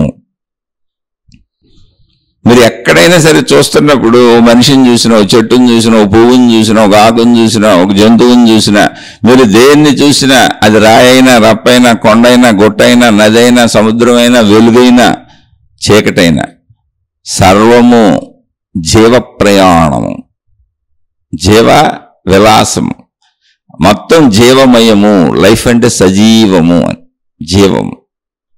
అదొక జీవంగా దాన్ని కనీసం జ్ఞానంతో భావించండి. జ్ఞాననేత్రంలో చూడండి. జ్ఞాననేత్రం అంటే మళ్ళీ ఏదో తరుడు ఇచ్చుకోవాలంటారు, చాలా ప్రమాదం ఇక్కడ ఏ పదం వాడిని. ఊహాత్మకంగా భావనలో చూడండి, ఓ సత్యభావనలో వెళ్ళండి, అలాన్న గ్రహించండి. ఎందుకు ఇదంతా గ్రహించడం, దానివల్ల విశాలత్వం కలుగుతుంది. శరీర పరిమితిలో ఇరుక్కుపోయినప్పుడు మనం మొత్తం అజ్ఞానంతోనే ప్రవర్తిస్తాము. అందుకే సుఖ దుఃఖములకు లోనవుతాము, భయాలకు లోనవుతాము, ఈర్ష్యాసూయులకు లోనవుతాము, పోల్చుకుంటాం. పోలికలు వేరు భావన అన్నమాట. అలా కాదు, విశాల భావనలోకి వెళ్ళగలిగినప్పుడు, శక్తి భావనలోకి వెళ్ళగలిగినప్పుడు ఇదంతా ఒక అనంతత్వము, అందరూ నాలాంటి వాళ్లే అనేటువంటి ఒక ఎరుక కలిగినప్పుడు అసలు చెడు పుట్టదు, చెడు చేయాలని అనిపించదు. అనంతత్వపు ఎరుక నేనుగా అనిపిస్తుంది. అందుకని లైఫ్ అంటే జీవం. జీవం ఉట్టిపడుతుంది ఓ పువ్వులో, ఓ కాయలో, ఓ చెట్టులో, ఓ మనిషిలో, ఓ జంతువులో. ప్రకృతి అంతా జీవమే, సజీవము. మీరు ఖాళీగా నడిచి వెళ్తున్నారు, ఏమీ లేదు అక్కడ, ఖాళీలో మీరు నడుచుకుంటూ పోతున్నారు. ఆకాశము జీవమే. మనం నడవటానికి, ఉండటానికి, తినడానికి, తాగటానికి అవకాశం కల్పించింది ఆ జీవమే. అసలు నేను కూడా జీవమే, నేను ఆ జీవంలో భాగమే. ఎగిసిపడినటువంటి సముద్ర కెరటాల యొక్క తాకిడికి ఏర్పడినటువంటి వేలాది లక్షలాది బుడగల్లో నేను కూడా ఒక బుడగనే. బుడగ పగిలిపోయి ఏమవుద్ది, నీరవుద్ది. బుడగ నిండా ఏముంది, నీరే ఉంది. బుడగగా మారింది నీరే. బుడగ పగిలిపోతే మళ్ళీ అది నీరే అయింది. అది మళ్ళీ అదే అలలో కలిసిపోయింది. మళ్ళీ అదే అలా వెనక్కి వెళ్ళి సముద్రంలో కలిసిపోయింది. ఇక్కడ అసలు కొత్తగా ఏది లాభపడింది లేదు, నష్టపడింది లేదు, ఉన్నది ఉన్నట్టుగానే ఉంది. అదే నీరు. అలా జీవం ఎప్పుడు ఉన్నది ఉన్నట్టుగానే ఉంది. ఇది జీవ సముద్రం. లైఫ్ జీవము. అందుకని మన లైఫ్ని అర్థం చేసుకునే ప్రయత్నం చేయండి. అదే ఆధ్యాత్మికత. ఎవరికి వాళ్ళు మీ లైఫ్ని అర్థం చేసుకునే ప్రయత్నం చేయండి. లైఫ్లో ఏం పొందాలి, జీవితంలో ఏం సాధించాలి, ఏం పొందాలి, ఈ పొందాను, ఈ పోగొట్టుకున్నాను అని నిత్యం జీవితంలో ఏడవటం, నవ్వటం వీటికి అలవాటు పడిపోబాకండి, లేదా భయాలకు అలవాటు పడిపోబాకండి. జీవితంలో జీవాన్ని వెతకండి. నేను జీవమునని తెలుసుకోండి. ఆ జీవత్వమే శక్తితత్వము. సృష్టి అంతా జీవమయము. అది రూపాలు ధరించి రూపాలు కోల్పోతూ ఉంటుంది. దాని లక్షణము. రూపం ధరించడం పుట్టుక కాదు, రూపాన్ని కోల్పోవడం మరణము కాదు. సముద్ర కెరటములో ఎగిసిపడినటువంటి కెరటముల అలల తాకిడికి ఏర్పడినటువంటి బుడగలో పుట్టటము కాదు, మరణించటము కాదు. అలల తాకిడి వలన వచ్చిన రూపు, అది నీటికి వచ్చిన రూపము కోల్పోయింది, రూపము వచ్చింది అంతే. కానీ జీవత్వం అలాగే ఉంది, ఆ నీరు అలాగే ఉంది. అలా మన లైఫ్, మనం ఒక సజీవత్వము. మనం మరణించటం అనేది ఉండదు అసలు. అదే ఆత్మజ్ఞానం చెప్పేది, అదే ఆధ్యాత్మిక చదువు చెప్పేది. రూపము ధరించాము, రూపం కోల్పోతాం. రూపం ధరించక ముందు ఉన్నాం, శక్తిగా ఉన్నాం. రూపం కోల్పోయినప్పుడు ఉంటాం, శక్తిగానే ఉంటాం. రూపంతో ఉన్నప్పుడు శక్తిగానే ఉన్నాం, రూపంగానే ఉన్నాం. రూపంతో ఉన్నప్పుడు రూపాన్ని ఉంచింది కూడా శక్తే, రూపాన్ని నిలిపించింది కూడా శక్తే. మూడు అవస్థలలోనూ, అంటే రూపం ధరించక ముందు శక్తిగానే ఉన్నాను, రూపం ధరించినాక కూడా రూపంలో శక్తిగా ఉండి రూపాన్ని నిలిపించాను, రూపం కోల్పోయినాక కూడా శక్తిగానే ఉంటాను. మూడు అవస్థలలో శక్తి తత్వం మారలేదు. కానీ ఒక అవస్థలో శక్తి రూపధారణ చేసుకుంది, ఆ రూపధారణను కోల్పోతుంది. దాన్ని జీవితము అన్నాం. జీవము జీవితాన్ని ధరించింది అంతే. జీవము జీవితము వేరువేరు కాదు. జీవమే జీవితము, జీవితమే జీవము. జీవితం ఉండొచ్చు, లేకపోవచ్చు, జీవం అలాగే ఉంటుంది. ఆ తత్వాన్ని అర్థం చేసుకోండి అంతే. జస్ట్ మీరు అర్థం చేసుకున్నంత మాత్రాన ఇక్కడ కొత్తగా శరీరంలో ఏం మార్పులు, జీవితంలో ఏం మార్పులు, ఏ అద్భుతాలు ప్రపంచంలో జరగవు. ప్రపంచంలో ఏ అద్భుతాలు, మహిమలు, మాయలు జరగవు. మన జీవితంలో ఏ అద్భుతాలు, మహిమలు, మాయలు జరగవు. కానీ ప్రపంచంలో జరుగుతున్నవన్నీ మనకు అర్థమవుతాయి. సృష్టిలో జరుగుతున్నాయన్నీ మనకు అర్థమవుతాయి. అద్భుతాలు కాదు, మహిమలు కాదు, మాయలు కాదు. అది సృష్టి యొక్క చర్యలు, ప్రకృతి యొక్క చర్యలు. అవి జీవము యొక్క చర్యలు. లైఫ్ అంటే జీవము. అందుకని ఎవరి లైఫ్ని వాళ్ళు అర్థం చేసుకోండి. ఎవరి లైఫ్ని వాళ్ళు మీలోకి వెళ్ళి మీరు ఎత్తుక్కోండి, గమనించండి. మీ సృష్టి, మీ చుట్టూ ఉన్నటువంటి అనంత సృష్టి కూడా మీ లైఫ్తో అనుసంధానమై ఉంది. అంటే జీవముతో, మీ జీవితంతో, రెండిటితోనూ అనుసంధానమై ఉంది. మనం ఎక్కడ సృష్టి నుంచి ఊడిపోయలేము. ఆ ఏకతను అర్థం చేసుకోగలిగితే మనలో కొంతన్న విశాల దృష్టి వస్తుంది. విశాల దృష్టి రాకపోతే చెడు గుణములు అసలు పోవు. ఇప్పుడు నేను శక్తిని అయిపోతే వచ్చిన ప్రాబ్లం ఏం లేదు. ఎందుకంటే నేను అనుకున్నా అనుకోపోయినా నేను శక్తినే, దానివల్ల ప్రాబ్లం ఏం లేదు. కానీ అనుకోకపోవటం వలన, నేను శరీరం అని అనుకోవటం వలన, అంటే తప్పుదో ఇంకోటి అనుకోవటం వలన, అంటే నా సంపూర్ణతను తెలుసుకోకుండా పరిమితినే అనంతం అనుకోవడం వలన నాలో చెడు పడుతుంది. ఈర్ష్య స్వార్థ ద్వేషాలు పడుతున్నాయి, అసూయలు పడుతున్నాయి, భయం పడుతుంది, బాధ పడుతుంది, దుఃఖం పడుతుంది. అందరికీ భేదభావంతో ఉంటున్నాను, విభేదత్వం పడుతుంది, శత్రుత్వం పడుతుంది, ఇన్ని పడుతున్నాయి. అది ప్రాబ్లం. అందుకని కొంచెం విశాలతకి వెళ్తే చెడు ఎగిరిపోద్ది, అంతే. మంచిగా జీవిస్తాం. అందుకని ఆ లైఫ్ని తెలుసుకోండి. లైఫ్ జీవితము, జీవము, దాన్ని తెలుసుకోండి. అది మందే. ఎందుకు తెలుసుకోవాలని అనుకోబాకండి. అది నీదే, నాదే కదా. నీ లైఫ్ నువ్వు తెలుసుకో, నా లైఫ్ నేను తెలుసుకుంటా. నా లైఫ్లో రెండు ఉన్నాయి. జీవితం, ఇప్పుడు జీవిస్తున్నాను. ఇలా జీవిస్తున్నానంటే దీనికి ఆధారంగా ఉంది జీవము.